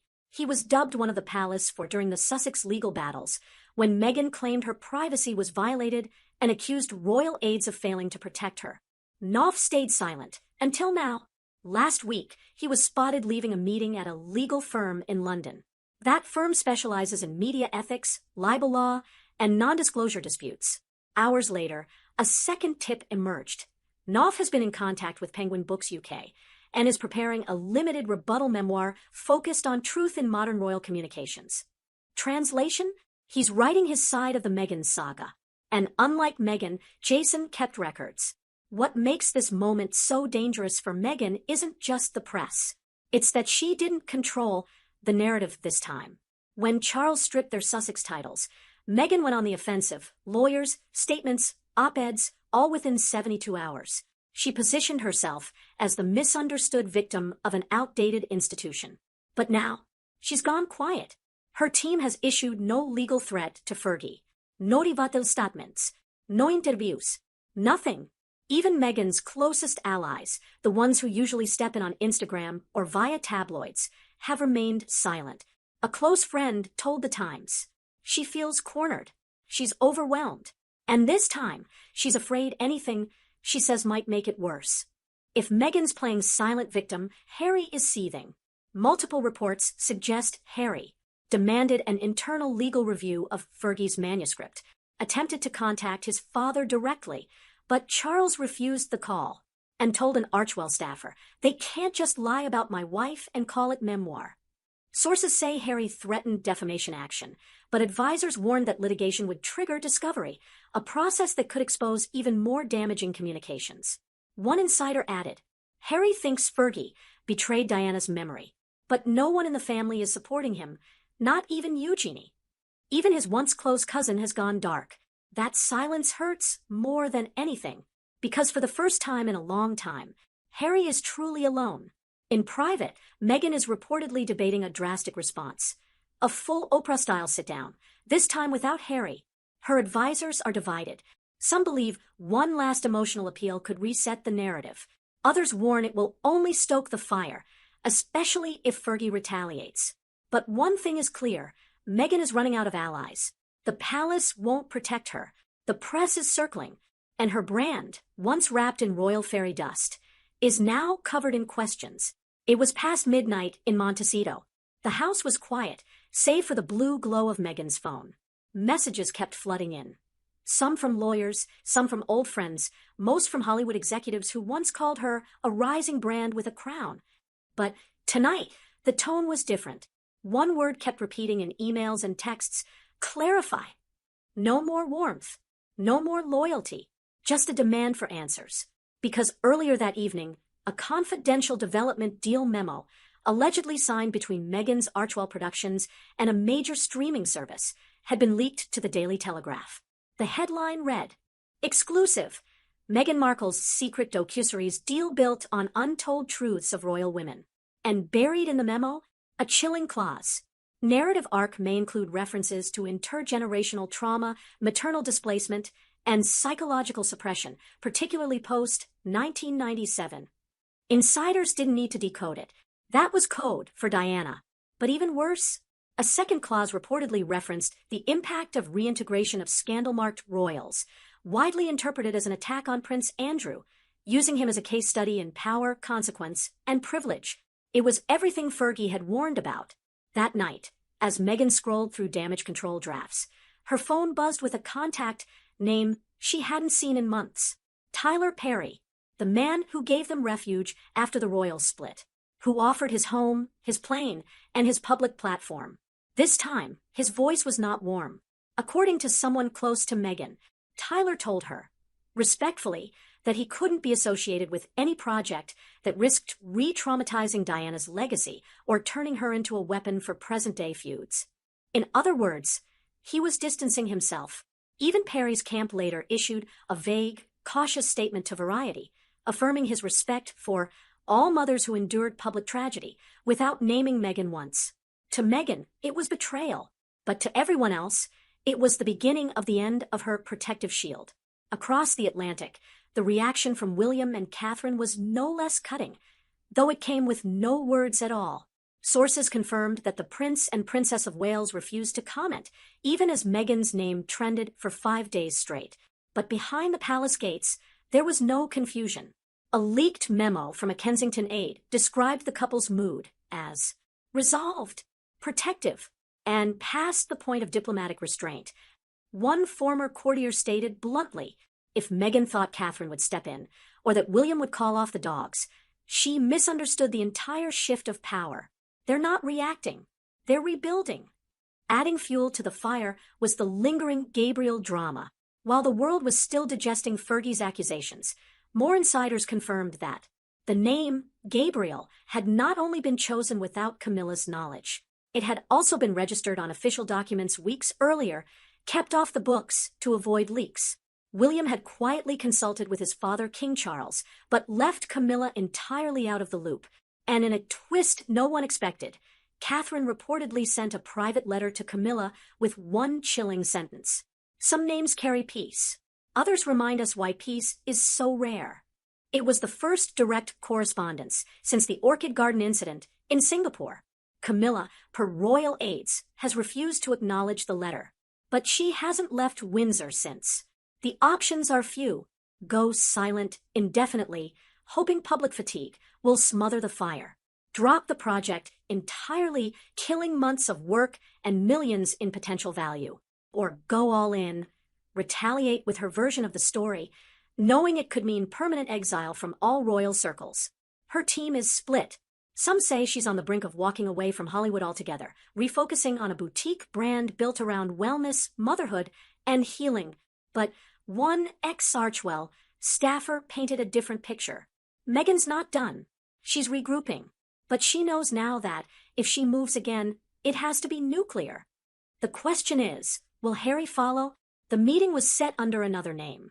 According to sources with knowledge of the booking, Harry arrived at the Sunset Tower Hotel in West Hollywood just before 9 p.m. using the alias W. Spencer. He wasn't there for drinks. He was there for help.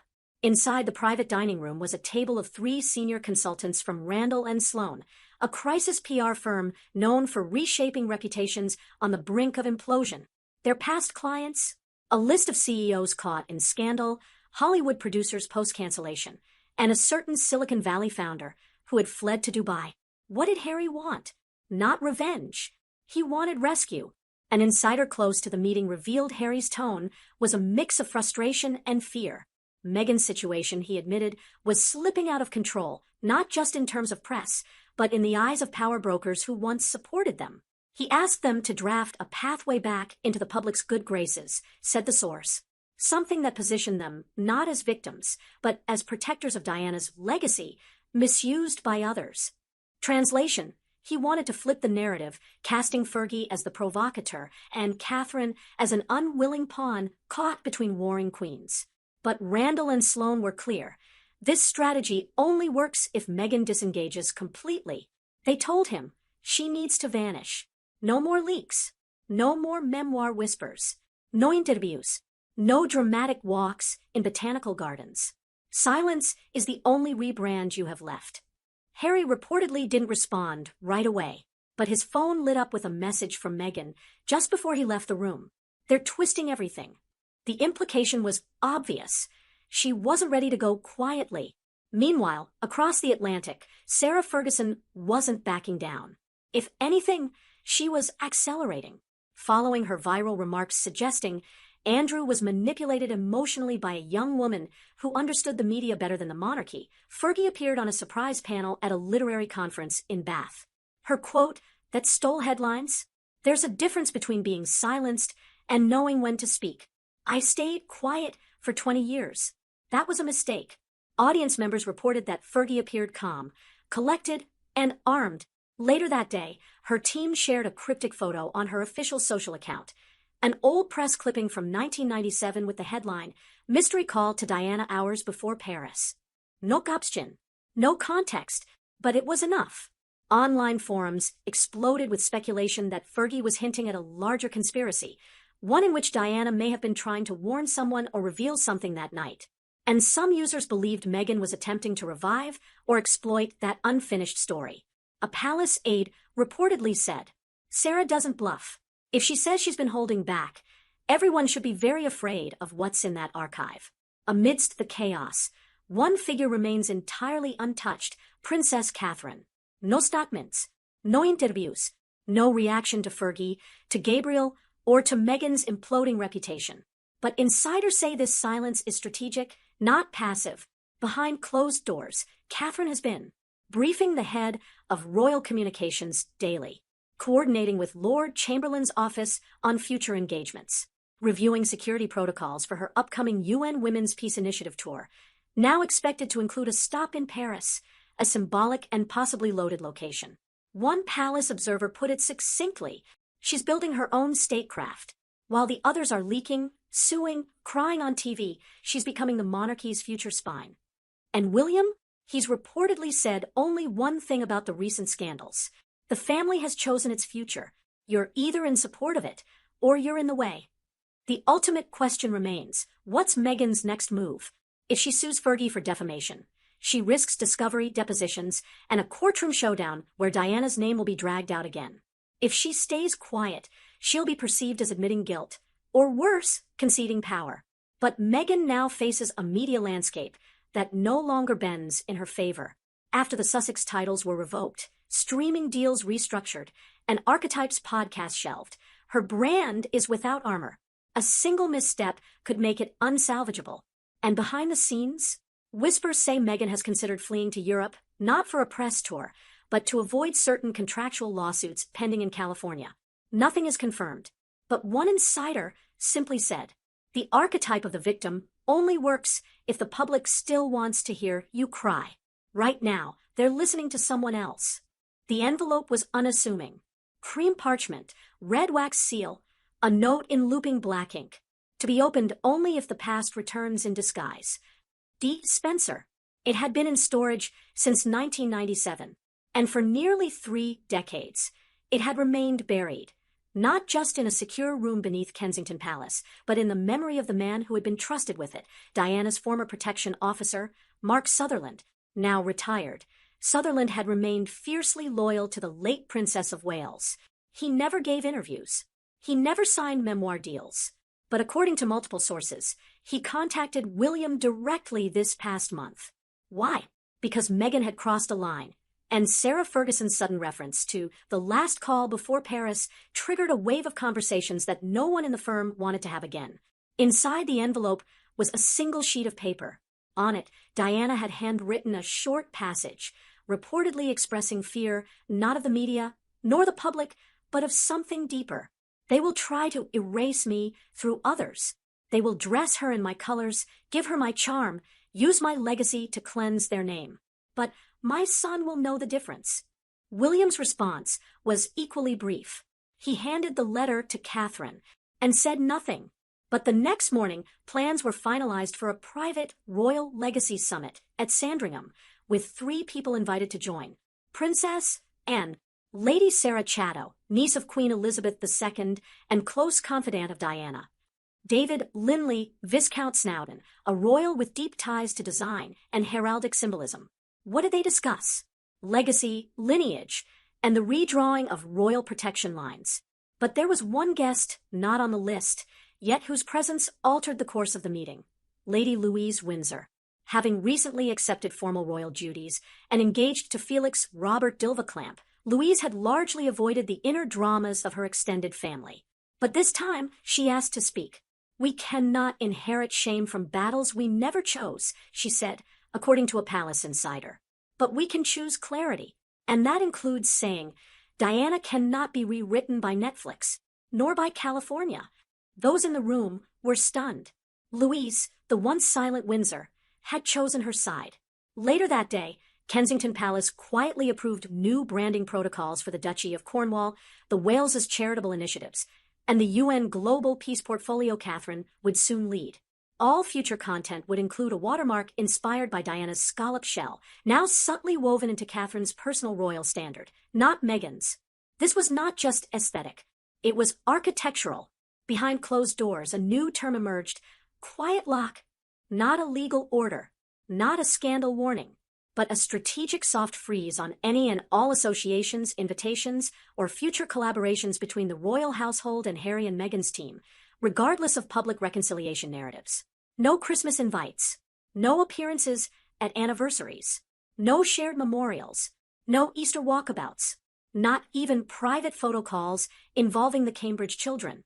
And perhaps most symbolic of all, Meghan's official biography was moved to an archived affiliates page on the royal.uk website, an action not seen since Prince Andrew's final withdrawal.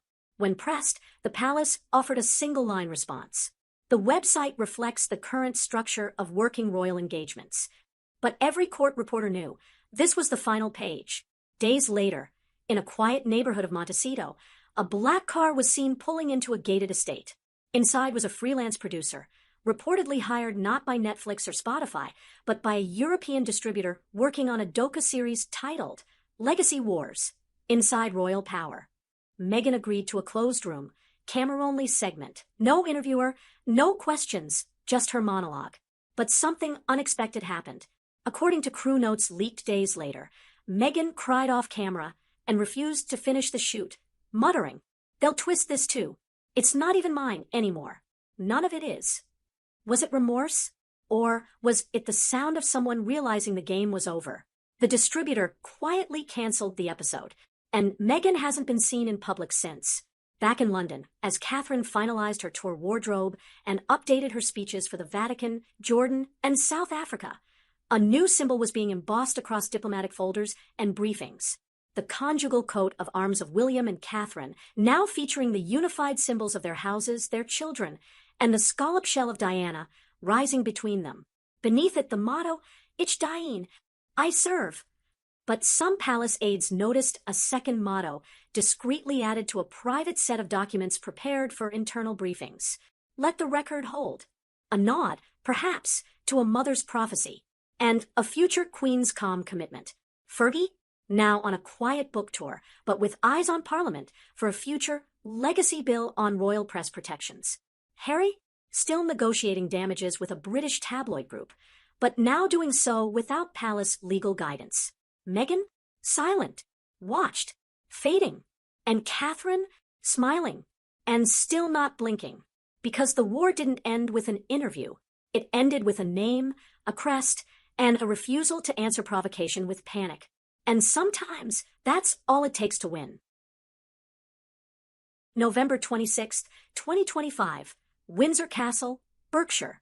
At exactly 9:03 a.m. London time, a freshly pressed royal seal appeared on the Buckingham Palace media site. Its subject line was brief, but explosive: clarification on the status of royal descendants currently residing abroad. The statement, just over 6 paragraphs, did not name Prince Harry. It did not mention Meghan Markle, nor did it directly refer to Archie Harrison Mountbatten Windsor or Lilibet Diana. But the subtext thundered through every word. The Crown has an enduring responsibility to safeguard the welfare, lineage, and institutional future of its minor descendants. It read, where concerns of legal ambiguity, cultural detachment, or reputational compromise may arise, the sovereign and his designated representatives may, in consultation with child welfare advisors, engage in protective measures consistent with royal and constitutional precedent. It was the most explicit signal, yet, that the House of Windsor is no longer treating Harry and Meghan's departure as simply a matter of independence. It is treating it as a custody crisis. And the figure standing at the center of the effort is not the monarch himself. It is Catherine, Princess of Wales. According to palace insiders, the newly released royal position, now internally referred to as the Windsor Welfare Clause, was crafted over the course of 11 weeks, under the direct oversight of Catherine and a 3-person advisory board made up of constitutional lawyers, child development psychologists, and representatives from the Office of the Privy Seal. The trigger? A combination of worsening legal entanglements in California, sustained radio silence from Harry and Meghan regarding the children's royal education pathways, and new behavioral reports that raised flags within royal psychological monitoring teams. These concerns, while not made public, were reportedly compiled from social media activity, inconsistent schooling filings, and unverified claims from former Montecito staffers. But the tipping point came earlier this fall.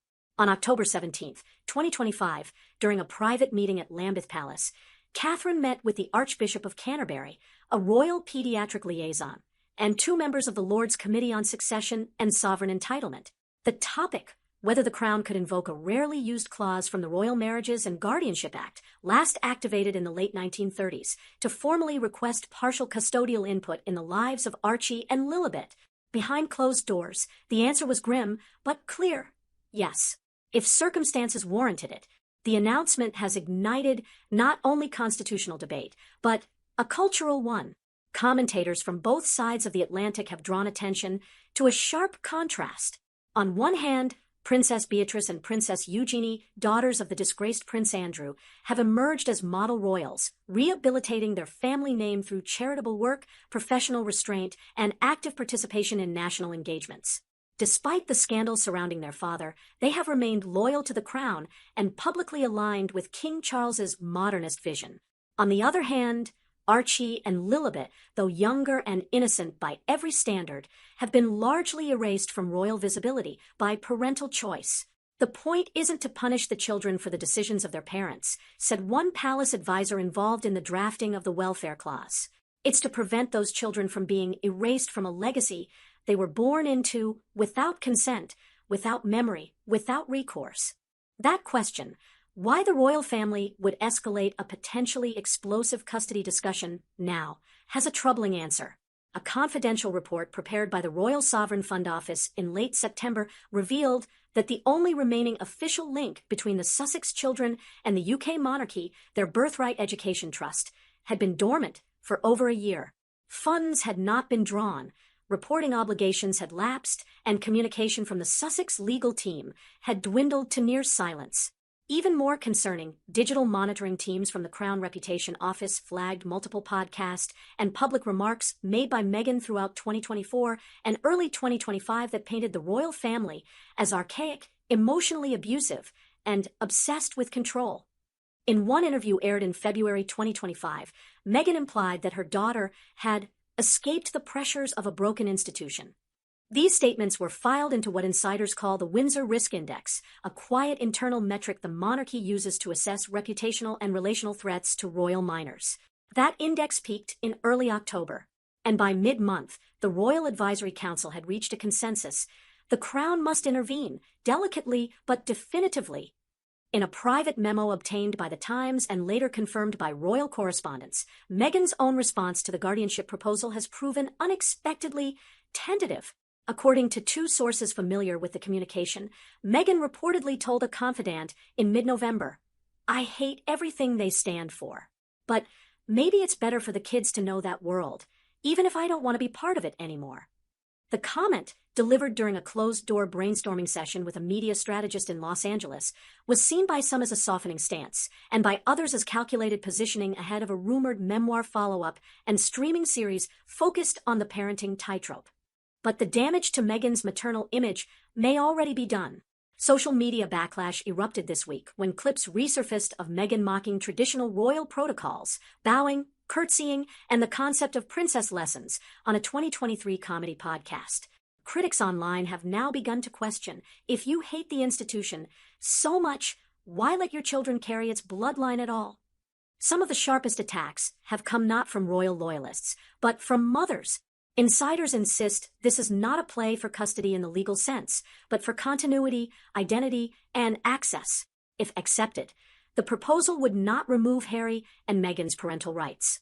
Rather, it would establish a royally mandated dual oversight council tasked with ensuring the children maintain contact with British institutions, are eligible for future royal education initiatives, retain access to archives, titles, if reactivated, and crown trust inheritance, and most crucially, are not cut off from the very lineage that defines their legal names. As one high-level palace official summarized, "This is not exile. This is a lifeline." When the gates of Frogmore Cottage closed for good in early September 2025, few realized the symbolic act would trigger a full institutional review of the only two minors still tied by blood and law to the British throne from abroad. But behind the glossy facades of California ranch homes and curated Instagram grids, the Crown had been quietly watching. It began not with a formal investigation, but with a concerned query filed by the Sovereign Family Trust Office in July. A routine audit had flagged anomalies in the Sussex Children's Trust Fund disbursements. The paperwork submitted from the U.S. was inconsistent, often delayed, and, on 3 occasions, signed with mismatched legal counsel. One note, dated July 14, 2025, was particularly alarming. A grant request citing emergency travel and housing upgrades due to environmental risk, with no accompanying explanation, no receipts, and no subsequent follow-up. For a royal household long attuned to financial optics, the red flag was enough to act. While Harry and Meghan had long insisted on privacy, their digital footprint betrayed them. According to internal files leaked to The Guardian by an unnamed member of the Crown Communications Office, a 3-month observation sweep of publicly available data, social media, podcasts, property records, educational filings, was compiled into what royal aides now refer to as the Montecito dossier. Among the findings, Archie Harrison, age 6, had been enrolled in 3 different private institutions in a 12-month period, each with conflicting public descriptions of curriculum style. Lilibet Diana, age 4, had no confirmed pediatric wellness visits filed since October 2024 in any known California network, a lapse that raised eyebrows, even if ultimately explainable. Multiple paparazzi photos showed the children accompanied not by known nannies or protection officers, but by rotating personal assistants unfamiliar to palace security protocol. But the most damning component was not visual, it was verbal. In a May 2025 interview on a progressive parenting podcast titled Unburdened, Meghan Markle made an offhand comment that echoed across royal chambers with seismic weight. "I don't owe the crown my kids. I owe them peace, not palaces." Though delivered with a seemingly maternal tone, the phrase immediately entered briefing packets at Clarence House and Kensington Palace. Several weeks later, King Charles asked for it to be included in a confidential review on transatlantic heirs and succession rights. To palace insiders, the statement wasn't just rhetorical. It was a philosophical rejection of a 1,000-year inheritance. In early October, as public attention turned toward the king's health and Charles began scaling back duties temporarily, Princess Catherine took the reins of the family's most sensitive issue. With William away attending Commonwealth diplomatic functions, she met twice with child welfare specialists at Marlborough House, and once with a former royal household chaplain, requesting clarity on ethical guardianship in cases of sovereign minors abroad. These meetings were conducted off record, but minutes from one session, later leaked, described Catherine's concerns in stark terms. "We are not asking to own their future. but we cannot allow it to be erased, filtered through lawsuits and licensing deals. These children will grow up and wonder who protected their name. And the answer cannot be silence. But if Catherine was operating through quiet diplomacy, Meghan returned fire with polished production. On October 21st, just 4 days after Catherine's final consultation with the Archbishop of Canterbury, Meghan appeared on The Shine with Purpose YouTube series, a lifestyle platform with over 7 million subscribers. Her episode, titled Mothering in the Shadow of Legacy, clocked over 10 million views in 48 hours. In it, she declared, "The past is claws, and I had to clip them so my children could run free." The poetic language did little to mask its meaning. Meghan was publicly positioning herself as the liberator of Archie and Lilibet from what she implied was a suffocating system of inherited trauma, but palace analysts were quick to dissect the performance. "It was an anti-Catherine piece, make no mistake," said one communications advisor close to the Wales household. "Soft light, staged laughter, and the underlying suggestion that those who stayed are simply enduring, while she escaped." Within 72 hours of Meghan's shine with Purpose Video, royal commentators, child psychologists, and constitutional law scholars were thrust into a collision course of opinion. Sky News ran a segment titled Exile or Endangerment: The Sussex Custody Divide. CNN aired a panel discussion featuring both U.S. and British legal experts debating whether a monarchy had any moral right to intervene across borders. And perhaps most tellingly, a YouGov flash poll published on October 25th showed a startling split. 59% of UK respondents believed the Crown should have at least partial custodial oversight of Archie and Lilibet. In the US, only 27% agreed, with over 40% saying Meghan has already suffered enough. What emerges from these shadow conflicts, media skirmishes, and philosophical standoffs is not a legal custody battle in the traditional sense, but something deeper: a crisis of consent. Archie and Lilibet, both born into royal bloodlines, have had no say in the firestorm swirling around them. Yet, at the heart of the Crown's proposal is a belief that their future, be it public or private, deserves options rooted in heritage, not headlines. Or, as one palace source phrased it more bluntly, they were born Windsors. They deserve the right to understand what that means before someone else edits the story. In the marble corridors of royal protocol, few examples are more often cited these days than the Eugenie precedent. For decades, the question of what becomes of royal children born into scandal or outside the nucleus of senior duties has remained murky. But the story of Princess Beatrice and Princess Eugenie, daughters of Prince Andrew and Sarah Ferguson, has suddenly become a benchmark in Crown discussions. And not by accident. Both Beatrice and Eugenie were born into privilege, then thrust into headlines they never asked for.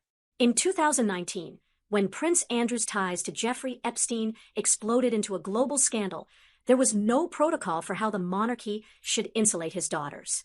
Neither held working royal status. Neither drew sovereign income. Yet both were born HRHs and carried the Windsor name into adulthood. The institution watched and waited. What unfolded over the next 5 years shocked even seasoned royal analysts: quiet loyalty. While Andrew was stripped of titles and removed from public life, Beatrice and Eugenie stayed close to the Crown, offering public support for Queen Elizabeth II, attending major state events, and most notably, avoiding controversy. In 2022, when Beatrice was asked by journalists whether she felt punished by proximity to her father, she replied with grace, "We were raised to understand duty. That doesn't change with circumstance." That line was reportedly quoted by Catherine in a closed briefing to the Archbishop of Canterbury this past October during her pitch for a more active royal guardianship role over Archie and Lilibet. The comparison wasn't made to shame Harry and Meghan, but to demonstrate a critical truth inside the royal machine. Lineage need not determine allegiance. Eugenie and Beatrice were not erased because of their father's downfall. Instead, they chose to carry their roles with discretion and dignity. The result: public goodwill, institutional support, and continued access to the royal network, not by entitlement, but by earned trust. The implication for the Sussex children is stark. If Archie and Lilibet remain outside the royal fold without clear access, guidance, or tradition, said one palace aide, they may be defined not by their choices, but by their parents' war. In recent weeks, a previously confidential document has circulated among senior Windsor advisors. Titled Eugenie Protocol, Draft for Sovereign Minors Abroad, the paper outlines a soft framework built on the example of the York sisters. Retain titles, but suspend active usage until adulthood. Ensure education aligns with both Crown history and local cultural values. Allow private life, but maintain institutional visibility through charitable touchpoints. Create an opt-in mechanism for future royal service once legal age is reached. In short, a roadmap for redemption without expectation, but with access. And it's a path royal insiders now believe Archie and Lilibet must be offered. A crown survives not through sentiment, but through stewardship. Excerpt from Queen Elizabeth II's sealed 2021 letter. Revealed October 28, 2025. For weeks, speculation around the royal family's guardianship proposal for Archie Harrison and Lilibet Diana centered on palace whispers, legal tradition, and philosophical arguments over legacy. But on October 28, 2025, the discourse changed completely because the past spoke. In a surprise disclosure authorized jointly by King Charles III, the Lord Chamberlain, and the Prince and Princess of Wales, a private letter written by Queen Elizabeth II was partially read aloud during a closed session of the Privy Council Committee on Sovereign Affairs. Its date, March 10, 2021, exactly 1 week after the now infamous Oprah Winfrey interview with Harry and Meghan. Its message, hauntingly prophetic. Though the full letter remains sealed in the royal archives, key excerpts were released to the press, an unprecedented move aimed, according to insiders, at resetting the moral tone of the debate. One passage read, "If we sever blood from duty too casually, we invite confusion. Children born of the crown deserve options, not exile. Should there come a time when those who walk away also close the door behind their young, we must be prepared to leave a window open." Another, even more direct, appeared to anticipate the very crisis unfolding now. The Duchess of Sussex may find herself estranged by design or by decision. It is my wish that her children not become strangers to the history that runs through them. Those lines, written in the Queen's own hand, were delivered by a solemn Baroness Armitage, reading from the original parchment at Windsor House under the gaze of senior royals and legal counsel. The room, according to one attendee, was silent, breathless, and shifted. The public reaction to the Crown's proposal has been fiery, but also widely misunderstood. Words like custody, removal, and wardship dominate headlines, often painting a picture of state-sponsored child snatching. But the legal reality is far more nuanced. At its core, the monarchy is invoking an obscure clause within the Royal Marriages Act of 1772, later reinforced by George III's letters patent, which grants the sovereign partial custodial rights over royal descendants, particularly those with potential future constitutional implications. What's at stake is not day-to-day parental authority, but access, legal recognition, and institutional linkage. As Lady Rosalind Caddick, constitutional historian at St. John's College, Cambridge, explains, think of it less as taking the children, and more as ensuring the crown cannot be erased from their legal or symbolic inheritance. It's about protection from disconnection. In short, the palace isn't demanding Archie and Lilibet live in Windsor. They're demanding they aren't cut off from it. The pressure to clarify Archie and Lilibet's status is not just symbolic. It is structural. As of October 2025, both children retain dual U.S.U.K citizenship. Neither child has participated in any royal engagement, schooling initiative, or Commonwealth event. Their HRH titles remain dormant, but not revoked, creating a gray zone of entitlement. No formal documentation has been submitted by Harry or Meghan requesting title deactivation. This limbo leaves the monarchy vulnerable on multiple fronts. Precedent risk. If future descendants opt out entirely with no oversight, the monarchy could face a cascading erosion of institutional heritage. International inheritance law. In the absence of formalized royal education or participation, challenges could arise over crown trusts, property allocations, and line of succession legalities, particularly if Archie or Lilibet were to later reclaim royal identity without historical grounding. Worse yet, this legal vacuum can be exploited in reverse. A media production, foundation, or public campaign could attempt to redefine what being royal-born means without the institution's consent. One palace lawyer summarized the concern bluntly. If the monarchy doesn't define what these children represent, someone else will. And that someone may sell it. Since the publication of the Queen's letter excerpts, Meghan Markle has gone dark. No public statements. No podcast episodios. No press appearances. According to a source close to her team, the leak took her off script. One insider confirmed that Meghan had drafted a counterstatement framing the guardianship proposal as cultural colonization in the guise of family, but was advised not to release it.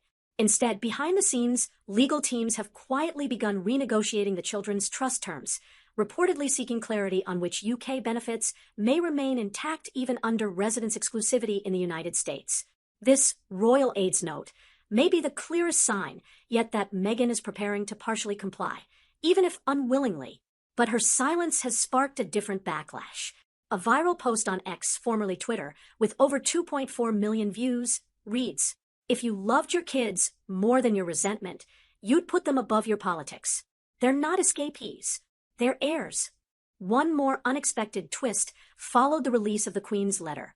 On October 30th, just 2 days after the Privy Council session, Catherine, Princess of Wales, visited Lambrook School, the elite Berkshire institution long rumored to be the fallback option should Archie ever return to the UK. She came unannounced. No press. Just 2 aides and a sealed file. She met privately with the headmistress, reviewed curriculum documents, and was photographed leaving with a children's reading guide tucked under her arm. When asked by a parent outside the gates whether Archie would be attending, she replied simply, "He should have the choice. The choice, the future, the legacy. That is what's really on the line. Not a custody war, but a quiet battle over what it means to belong to the crown. I left the palace to protect them, but now the palace claims it must protect them from me." Meghan Markle, in an unreleased voice memo shared with her inner circle, October 2025. In the court of public opinion, few roles are more scrutinized or weaponized than that of mother. For Meghan Markle, the image she once crafted with precision, feminist protector, boundary setter, voice for voiceless women, has begun to crack under the strain of a deeper question. What does it mean to be a royal mother when you've renounced the royals? And more importantly, who pays the price for that decision when the children left behind are still legally Windsor-born? Meghan's motherhood brand began powerfully, from her 2022 podcast Archetypes to her widely shared quote, "I'm a mom first and everything else second." She positioned herself as a champion of maternal agency. She walked out of the institution with her children in her arms and declared emotional sovereignty. But as 2025 unfolded, that narrative began to unravel. The shift didn't come from tabloids, but from patterns noticed by neutral audiences. In March, Meghan skipped Archie's school music showcase to attend a philanthropic gala in New York. Paparazzi caught her on a red carpet the same hour her son performed. In June, she appeared at a private roundtable on rewriting global motherhood, hosted by a major streaming platform. One insider leaked her quote, "Royal parenting is a performance. I refuse the script." By September, Lilibet's birthday passed with no public photo, no statement, and no charitable tie-in. A stark contrast to previous years. IT wasn't the absence of content that caused alarm. It was the absence of sentiment. For an image-driven family, the silence was deafening. When the royal guardianship proposal became public in late October, initial responses skewed legal, historical, and political. But as the details emerged, especially the Queen's 2021 letter and the welfare clauses for the Sussex children, another conversation erupted. Is Meghan unfit? The question, brutal in phrasing, spread like wildfire. Parenting blogs, YouTube commentary channels, Instagram parenting influencers, many previously sympathetic, began debating whether Meghan's rejection of all royal ties inadvertently orphaned her children's identities. The hashtag Protect Archie and Lily began trending in both the UK and Canada, originating not from royalist accounts, but from educators, mental health professionals, and transatlantic co-parenting advocates. One viral post read, "It's not about custody. It's about cultural heritage. These kids will ask questions one day, and will they hear the truth or just trauma?" Another, shared by a British Jamaican parenting account with over 700,000 followers, went further. We raised our kids through empires and erasure. We know what it's like to have our history denied. Don't do that to them. Meghan, not from your side. To many, the criticism feels cruel and inescapably gendered. You wouldn't ask William if he's a good father while deploying military strategy, said one U.S. columnist. But Meghan reads a children's book on video and she's either a saint or a monster. Indeed, feminist media outlets like Ms. Magazine and The Cut rushed to frame the narrative as another attempt to discipline a woman of color for refusing to bend to an institution that never accepted her. In an October 31st editorial, The Atlantic published a powerful argument titled, "Meghan's Exile is Not Neglect," arguing that sovereignty includes the right to raise your children away from the system that harmed you. To suggest that a mother is unfit simply because she doesn't bow to the palace is a dangerous precedent, it warned. But even within those defenses, a dilemma lingered. What if Archie and Lilibet wanted the option to return? What if rejecting the crown wasn't the same as protecting her children, but preventing their choice altogether? While Meghan's team scrambled to reshape the narrative, Catherine, Princess of Wales, said nothing. She didn't grant interviews. She didn't offer counterstatements. She simply went about her public duties, attending a hospice opening in Gloucestershire, visiting a primary school in Leeds, and quietly coordinating with her legal advisory board. And yet, every move spoke volumes. When asked at the Leeds school if she thought royal children should have the right to know their story, she paused, then replied, "Children deserve more than protection. They deserve context." To many, it was the most cutting line of the entire ordeal. As of late November 2025, Archie and Lilibet remain in Montecito. The last known image of them, dated August 19th, shows the two in a private park with their maternal grandmother, Doria Ragland. No security officers. No palace liaisons. No visible ties to the world they were born into. According to a royal family source, no video call, letter, or in-person contact has occurred between the children and their UK relatives since May. The silence has consequences. Royal historians note that no previous royal minors born with titles have ever been so completely severed from all ceremonial, familial, and institutional ties, not even during periods of abdication or scandal. For the monarchy, this is not about retribution. It's about extinction by omission. In private circles, Meghan has reportedly begun considering a controlled narrative re-entry for the children. This would include one pre-approved photo with King Charles, a digital memory archive housed jointly between the children and the Royal Archives, a possible return visit to the UK under private conditions in early 2026. But palace aides remain skeptical. You don't patch legacy with PR, one said, you repair it with participation. As November closes, two things are clear. Meghan's image as a mother is no longer protected by distance, and the monarchy's restraint is no longer infinite. If they return, it will be by choice. But if they are forgotten, it will be by design. And we will not allow that. Catherine, Princess of Wales, in a private address to the Royal Foundation Board, November 26, 2025. 3 black Range Rovers, each escorted by security and tinted to shield visibility, arrived quietly at Clarence House on the morning of November 24th. Inside, senior aides, 2 child development legal advisors, and 1 sealed envelope bearing the insignia of the Sovereign Advisory Committee. The meeting lasted 42 minutes. At 10:11 a.m., King Charles III signed what insiders now call the Lineage Continuity Resolution. Its terms were brief but decisive. Archie and Lilibet will retain their positions in the royal line of succession. Their titles, Prince and Princess, will remain dormant but accessible upon their legal majority. The Crown will establish a sealed heritage file for each child, including royal photographs, letters from the Queen, access to personal archives, a private video message from King Charles recorded in October. The children will receive a £150,000 annual sovereign grant in escrow, overseen by the Office of the Princess of Wales, to be used only for education, security, or verified cultural immersion. The monarchy, it seems, will not raise them, but it will wait for them. The final decision bore the fingerprints of many, but one name appeared repeatedly in internal communications: Catherine.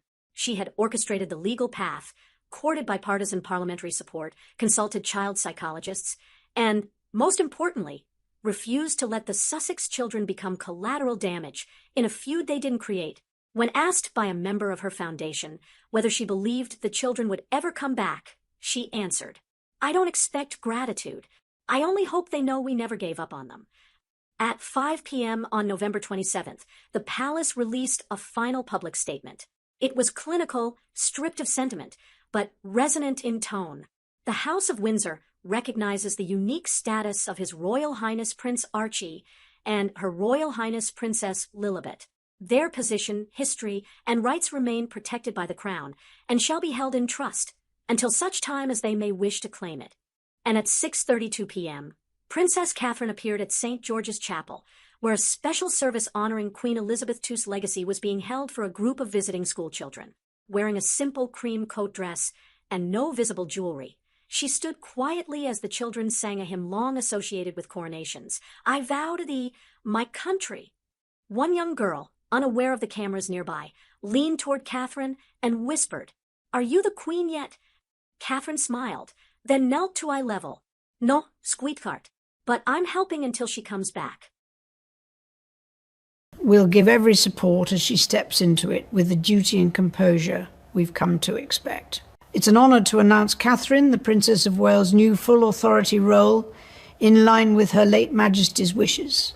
At precisely 9 a.m. Greenwich Mean Time on November 27th, 2025, a single line issued from Buckingham Palace sent a quiet tremor through the machinery of monarchy.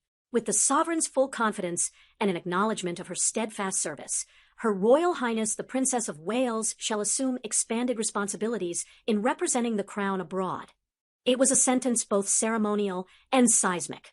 In its restrained tone was embedded a profound recalibration of royal power, one that insiders now call the most strategic redistribution of influence since the reign of Queen Elizabeth II.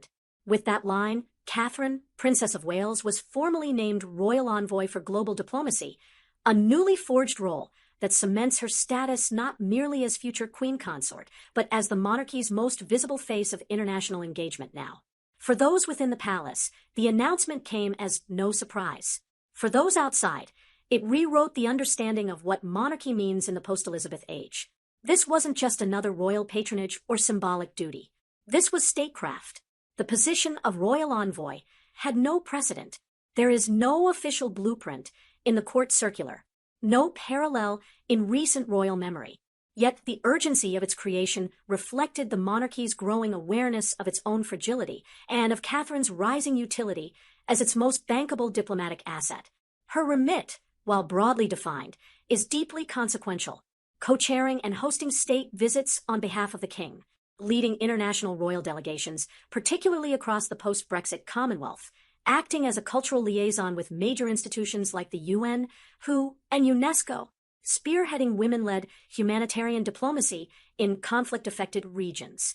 What might once have been a glamorous adjunct to royal life has now become a primary organ of Britain's foreign soft power. Where a foreign secretary might invoke protocol, Catherine offers presence. Where diplomats negotiate terms, she embodies trust. Senior aides confirmed that her first assignments will include next month's state banquet for Germany's President Frank-Walter Steinmeier, a gathering that will now carry both ceremonial gravitas and real political resonance. While the public message was one of steady confidence, palace sources reveal that this moment had been months in the making and not without resistance. According to one senior courtier, the idea originated from Princess and often dubbed the Windsor Chancellor for her quiet but fierce influence behind royal doors. In early May, shortly after King Charles's latest health review revealed concerning signs of lymphatic fatigue, and conducted what insiders call the Windsor Audit, a full-scale review of all active royal roles, visibility metrics, and operational efficacy. Her findings were sharp. King Charles remained the monarchy's moral pillar, but was physically overextended. Queen Camilla had become increasingly unpopular, especially after several highly visible absences from key engagements in 2025, that Prince William was juggling fatherhood, climate diplomacy, and succession planning with limited bandwidth. And Catherine, she was outperforming every other royal, not in pageantry, but in public trust, diplomatic reach, and global request volume. Anne's conclusion was documented in a 5-page confidential briefing to the king. Stop treating Catherine as ornamental. She is operational. And she is ready. Charles, ever the architect of continuity, agreed. Palace officials say that the decision to empower Catherine as royal envoy was described by King Charles as his final architectural act before scaling back formal duties. He reportedly insisted on personally drafting the opening lines of the November 27th statement, a rare move that signaled both formality and sentiment. The phrase, "to lead is to listen," featured in the closing line of the official press release, was a direct quote from Catherine herself, originally spoken during her 2023 keynote at the World Children's Forum in Nairobi. The subtext was clear. This was not merely an honor. It was a call to arms. Sources close to Clarence House confirm that the king also sent a handwritten letter to Catherine in the hours before the announcement went public. It contained a private blessing, a quote from Queen Elizabeth II, and a folded photocopy of his 1969 investiture speech as Prince of Wales. One aide remarked, "It was not the transfer of a title, it was the transfer of trust." The timing of the announcement was not arbitrary. It arrives just 6 days before one of the most consequential royal engagements of the year, the December 3rd state banquet at Windsor Castle. But unlike previous galas, this one has been redesigned from the ground up, with Catherine at its center. Notably, she will deliver the keynote toast, replacing the king's traditional foreign policy address. She will be seated between the German president and the foreign secretary, not beside Prince William. And most tellingly, she is expected to wear Queen Mary's lover's not tiara for the third time in a calendar year, a frequency unmatched since the 1980s. 3 tiaras, 3 continents, 3 state-level moments, noted royal historian Helen Langdon. It's not just a sparkle, it's strategic geography. More than pageantry, this banquet represents Catherine's true debut as de facto crown diplomat, a role historically reserved for reigning sovereigns or retired monarchs. Conspicuously absent from the statement, and from much of the planning, is Queen Camilla. Insiders suggest she was deeply unsettled by the timing of the announcement, which effectively sidelines her from future international ceremonial roles. One former aide stated bluntly, "Camilla saw herself as the ceremonial steward in Charles's twilight years. But now, it's Catherine who's been handed the compass." Tensions between and Camilla reportedly reached a quiet climax after Camilla declined to attend the 2025 Remembrance Day service, citing fatigue, and viewed this as a breach of duty and, according to sources, explicitly blocked Camilla from being considered for the envoy role. It wasn't personal, one insider said. It was structural. The monarchy is entering a new cycle, and sentimentality no longer governs staffing. Behind every quiet revolution in monarchy lies a partnership that bends the arc of tradition. In 2025, that partnership is not the one most people expect. It is not Charles and Camilla.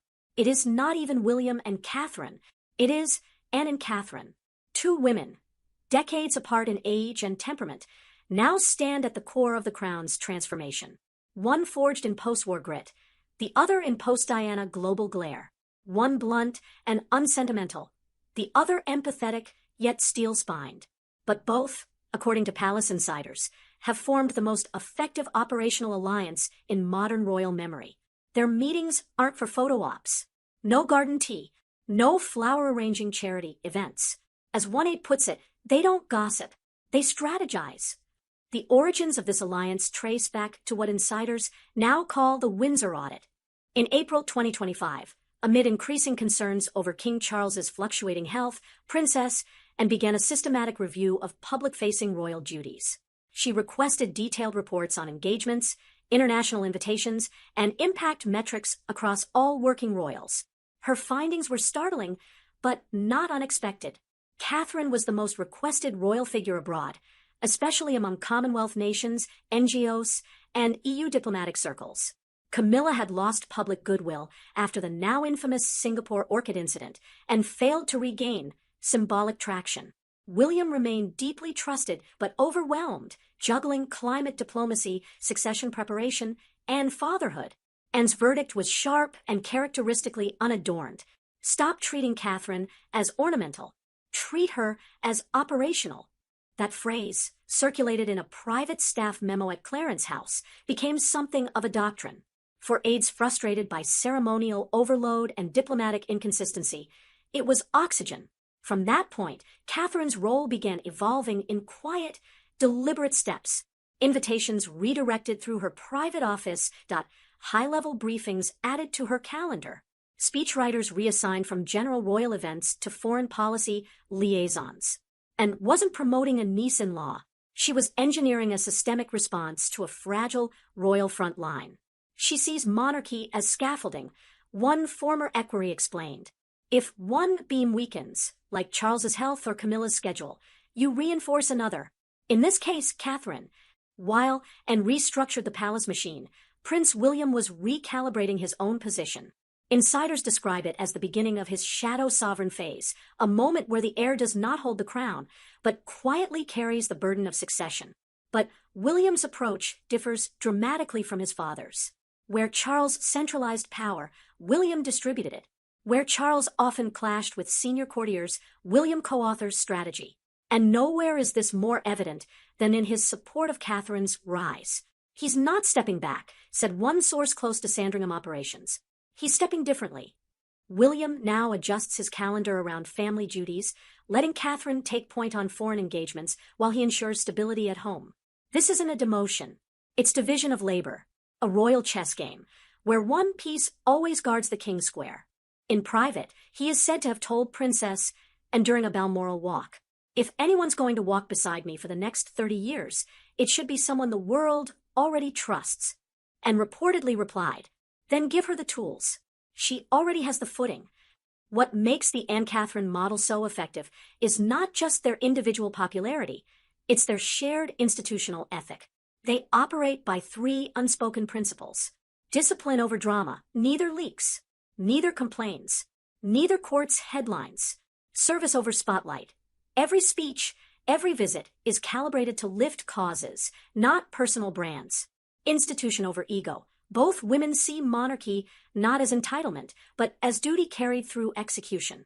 This is monarchy by merit, not media. And it's working. Recent polling by the UK's Office of Public Sentiment shows a 17% rise in confidence in royal foreign representation since mid-2025 among women aged 35 to 60. A demographic key to long-term stability, Catherine's trust index has surpassed all other royals, including William. One Commonwealth diplomat said, "It's not about tiaras anymore. It's about trust." And Catherine's earned it. In the ancient halls of Windsor Castle, where tapestries whisper centuries of empire and candlelight once flickered over Churchill and Mandela, preparations are now underway for what many in palace corridors are calling the most politically charged banquet since Brexit. On December 3, 2025, Britain will host President Frank-Walter Steinmeier of Germany in a formal state banquet, an event designed to reaffirm Anglo-German ties after years of post-EU recalibration. But this time, the spotlight will not fall on the king. It will follow the Princess of Wales. For the first time in modern history, a senior royal who is not the reigning monarch or heir apparent will deliver the formal diplomatic toast. That honor has been entrusted to Catherine, now officially Britain's royal envoy for global diplomacy. According to officials in the Foreign Office, the decision was made not out of ceremonial novelty, but strategic necessity. Germany didn't just want a guest of honor, said one senior diplomatic planner. They wanted to see who would carry Britain's global voice in the next era. And that voice is Catherine. Every detail of the banquet has been crafted with symbolic precision.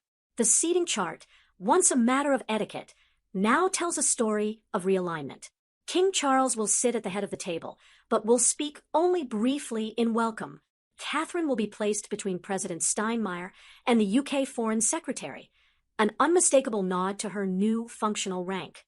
William will be seated 2 places away, allowing his wife to operate independently within Britain's diplomatic corps. This isn't about status. It's about the message, explained a protocol officer. They are showing the world who is driving soft power. But even more loaded than the seating is the expected jewelry. Queen Mary's lovers, not tiara, Catherine's 3rd time, wearing it in 2025. Not since Queen Elizabeth II in the 1980s has a royal repeated a tiara so prominently across multiple international engagements. Royal historian Helen Langdon notes, 3 state banquets, 3 tiara moments, 3 political continents, France, the United States, and now Germany. This isn't ornamental repetition. It's geographical choreography. This tiara, once worn by Diana and associated with royal continuity, now signals something different, Catherine as the crown's sovereign symbol of stability in motion. In sharp contrast to Catherine's rise, Queen Camilla's ceremonial presence has dwindled to near invisibility, not listed in the official welcome party, not scheduled to attend the state dinner, not involved in any of the bilateral briefings. Officially, her absence is attributed to a private health retreat. Unofficially, palace sources confirm that Camilla was deliberately removed from the guest flow after tensions arose within the Privy Council planning sessions. She was expecting to co-host, one retired courtier said. She didn't realize the banquet had been reassigned. Camilla's fall from ceremonial prominence has been accelerating ever since the Singapore orchid incident, when her dismissive response to a botched tribute involving Princess Diana's legacy drew public scorn and media fury. Since then, internal memos have reportedly redrawn her role as largely domestic and private-facing. A leaked engagement tracker from the Lord Chamberlain's office revealed a stark shift. Camilla is listed in only 2 high-level engagements for 2026. Catherine, 14. This is a reshuffle, said one royal insider, but done not in whispers, in gowns and glassware. Palace aides described the banquet as a test of trust for Catherine, her first solo moment at a global stage of this magnitude. The Foreign Office has provided her with confidential briefing documents on UK-Germany trade, NATO climate objectives, and soft power collaboration projects. But it is Catherine's own tone that has caught attention. One aide shared a line from her planned toast. Where politics meets pause, let friendship step forward. She's not trying to sound like a minister, the aide added. She's sounding like a bridge. That sentiment aligns with her broader public image, calm, human, apolitical, able to convey sincerity without courting spectacle, which has become the monarchy's greatest diplomatic asset in a fragmented global landscape. The symbolism of the night goes beyond dinnerware and speeches. It represents a new grammar of power inside the House of Windsor, not central authority, but distributed influence, not rigid hierarchy, but adaptive visibility.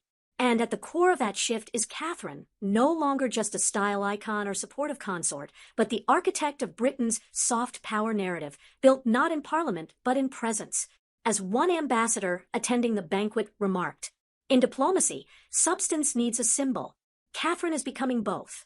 Just 2 nights after her diplomatic debut at the Windsor State Banquet, Catherine, Princess of Wales, emerged into a different kind of spotlight, one shaped not by gold-edged invitations or international treaties, but by flickering candlelight, violin notes, and the hushed breath of a nation seeking steadiness.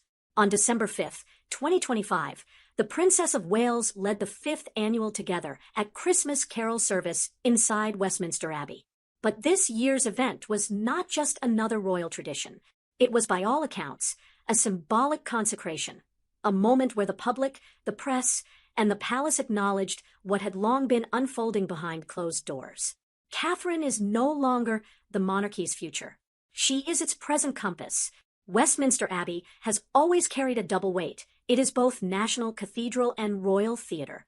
It hosts coronations and funerals, weddings and farewells. In its arches echo the legacies of sovereigns and the prayers of commoners. This year, under its ancient ribs, a new kind of coronation unfolded not with a crown, but with presence. Catherine's entrance was simple. She wore a deep navy coat dress, structured but soft. Her hair swept into a low chignon. No tiara, no sash, just a single diamond acorn brooch, representing the Middleton family's emblem and her grounded origins.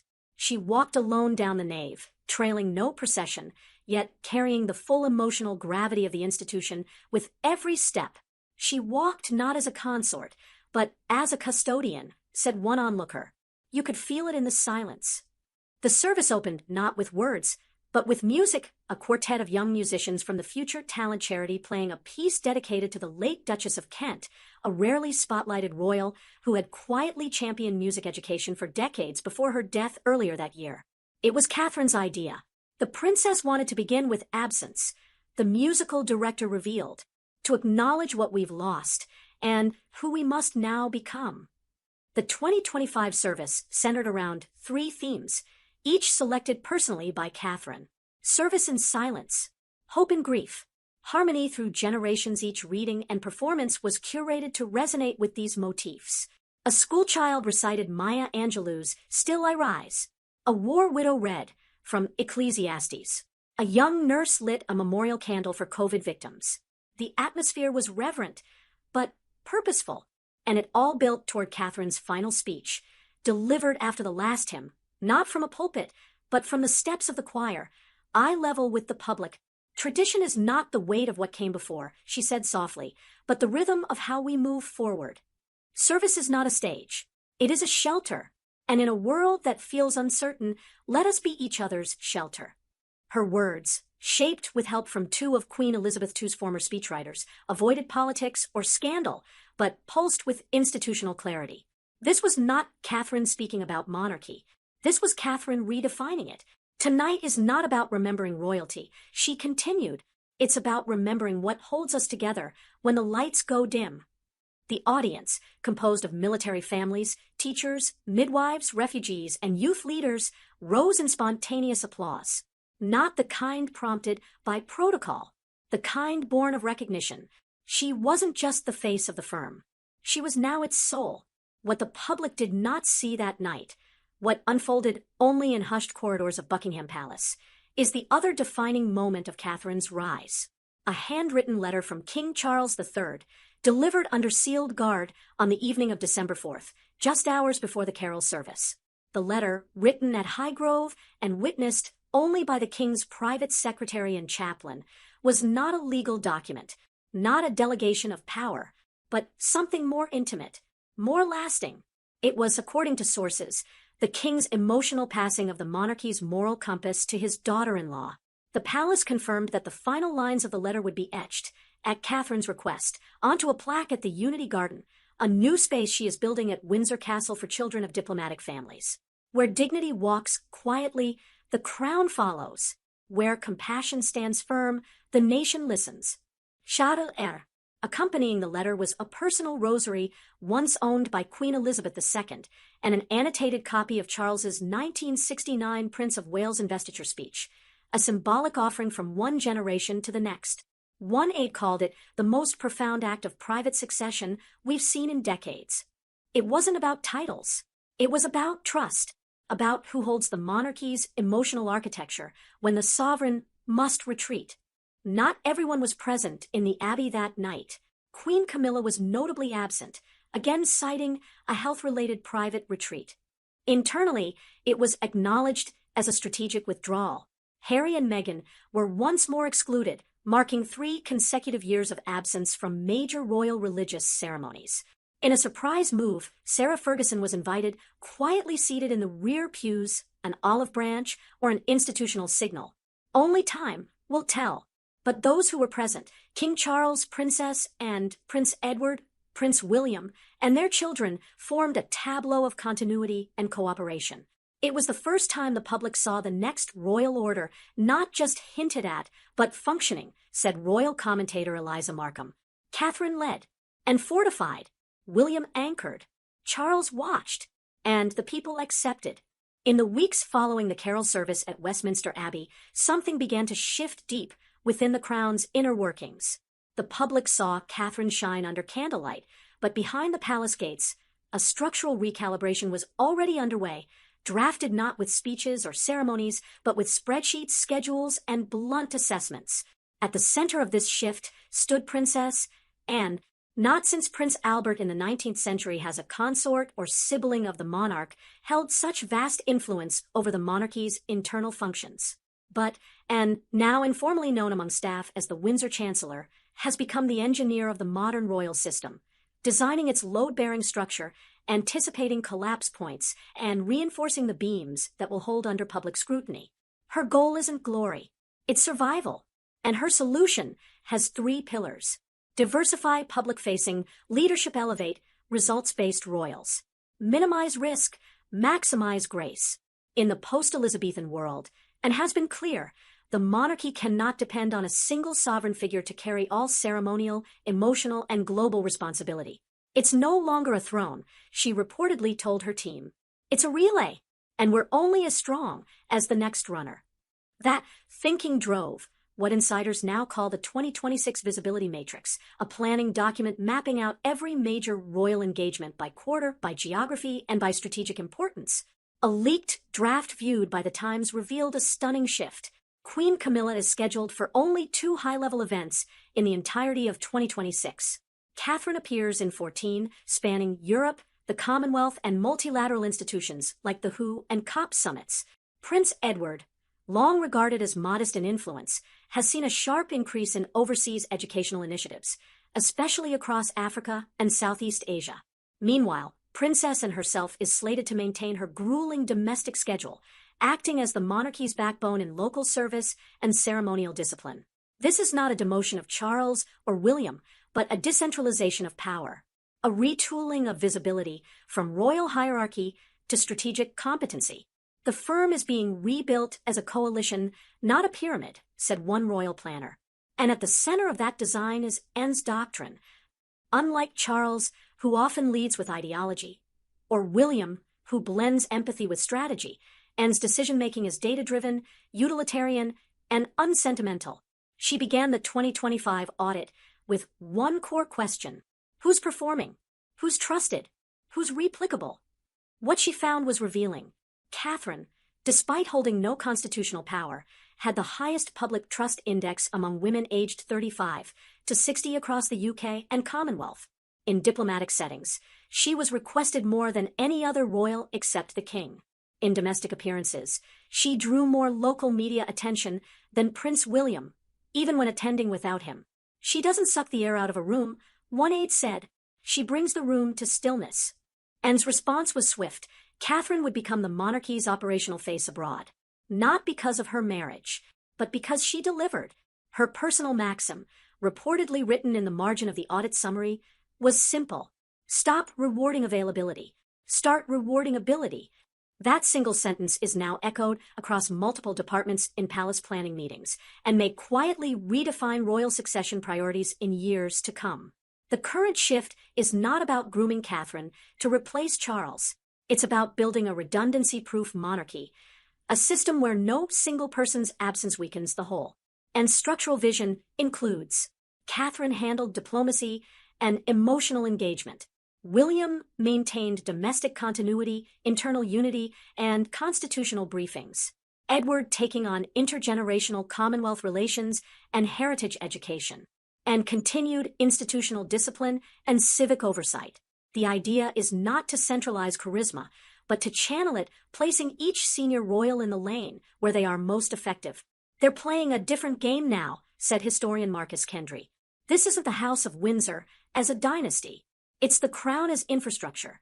And if the monarchy survives the next 50 years, many will point to Anne's spreadsheet, not a coronation, as the moment it secured its future. Of course, not everyone has embraced the changes.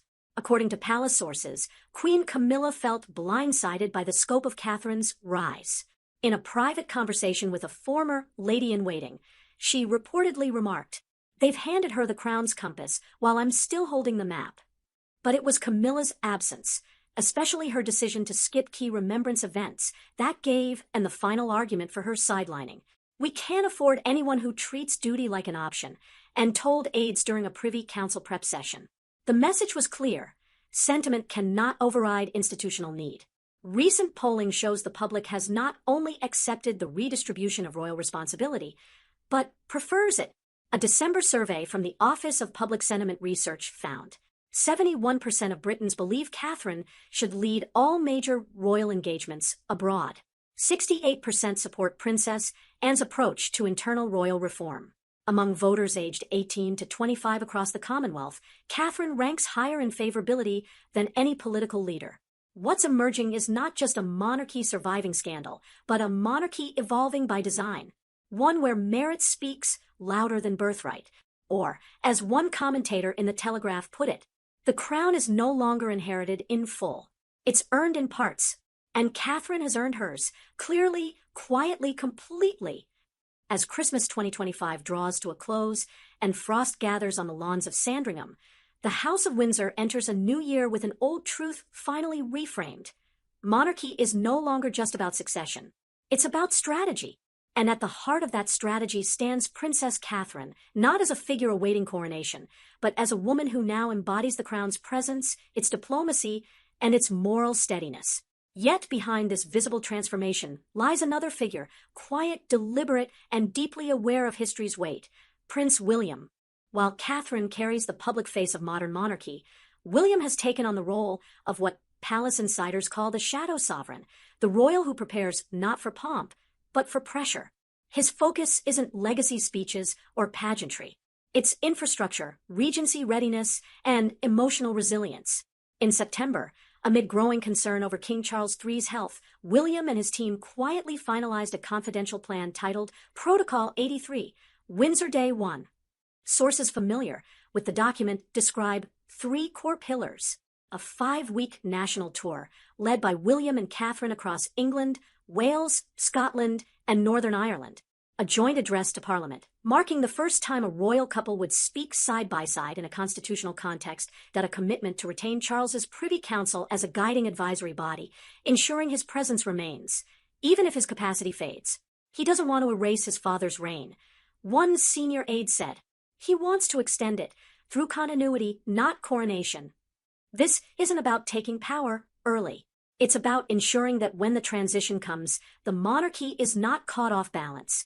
And Catherine is essential to that plan. William's approach differs dramatically from his father's centralized model, where Charles gathered influence tightly. William spreads it across competency and is structure. Edward is heritage. Catherine is diplomacy and empathy. He is not delegating to appear humble. He is distributing power to make monarchy resilient. One of them is always on the board, said a Kensington source. But William ensures one of them is always near the King Square. And while he may not say it aloud, Catherine's visibility has become his shield, allowing him to stay grounded with his children, centered in duty, and protected from the overexposure that once haunted his own mother.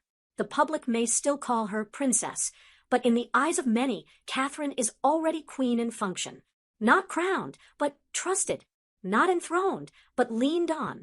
And no moment captured this more than the Christmas Day church service at Sandringham, when Catherine, for the first time, walked beside the king, not behind him. In her hand was the final prayer, one traditionally reserved for the sovereign. This year, it was Catherine who read it. Let peace be our purpose, and compassion our strength. Let us lead not with might, but with meaning. The chapel fell into stillness, not reverence for a title, but for a tone, a style of leadership both modern and timeless. As 2025 ends, public sentiment is clear. 71% of Britons trust Catherine more than any other royal. Her approval rating has surged among youth demographics in the Commonwealth. And in the quiet corridors of Buckingham Palace, Charles's handwritten letter, etched into a garden plaque, continues to echo, "You will not wear my crown, Catherine. You will build your own." And now,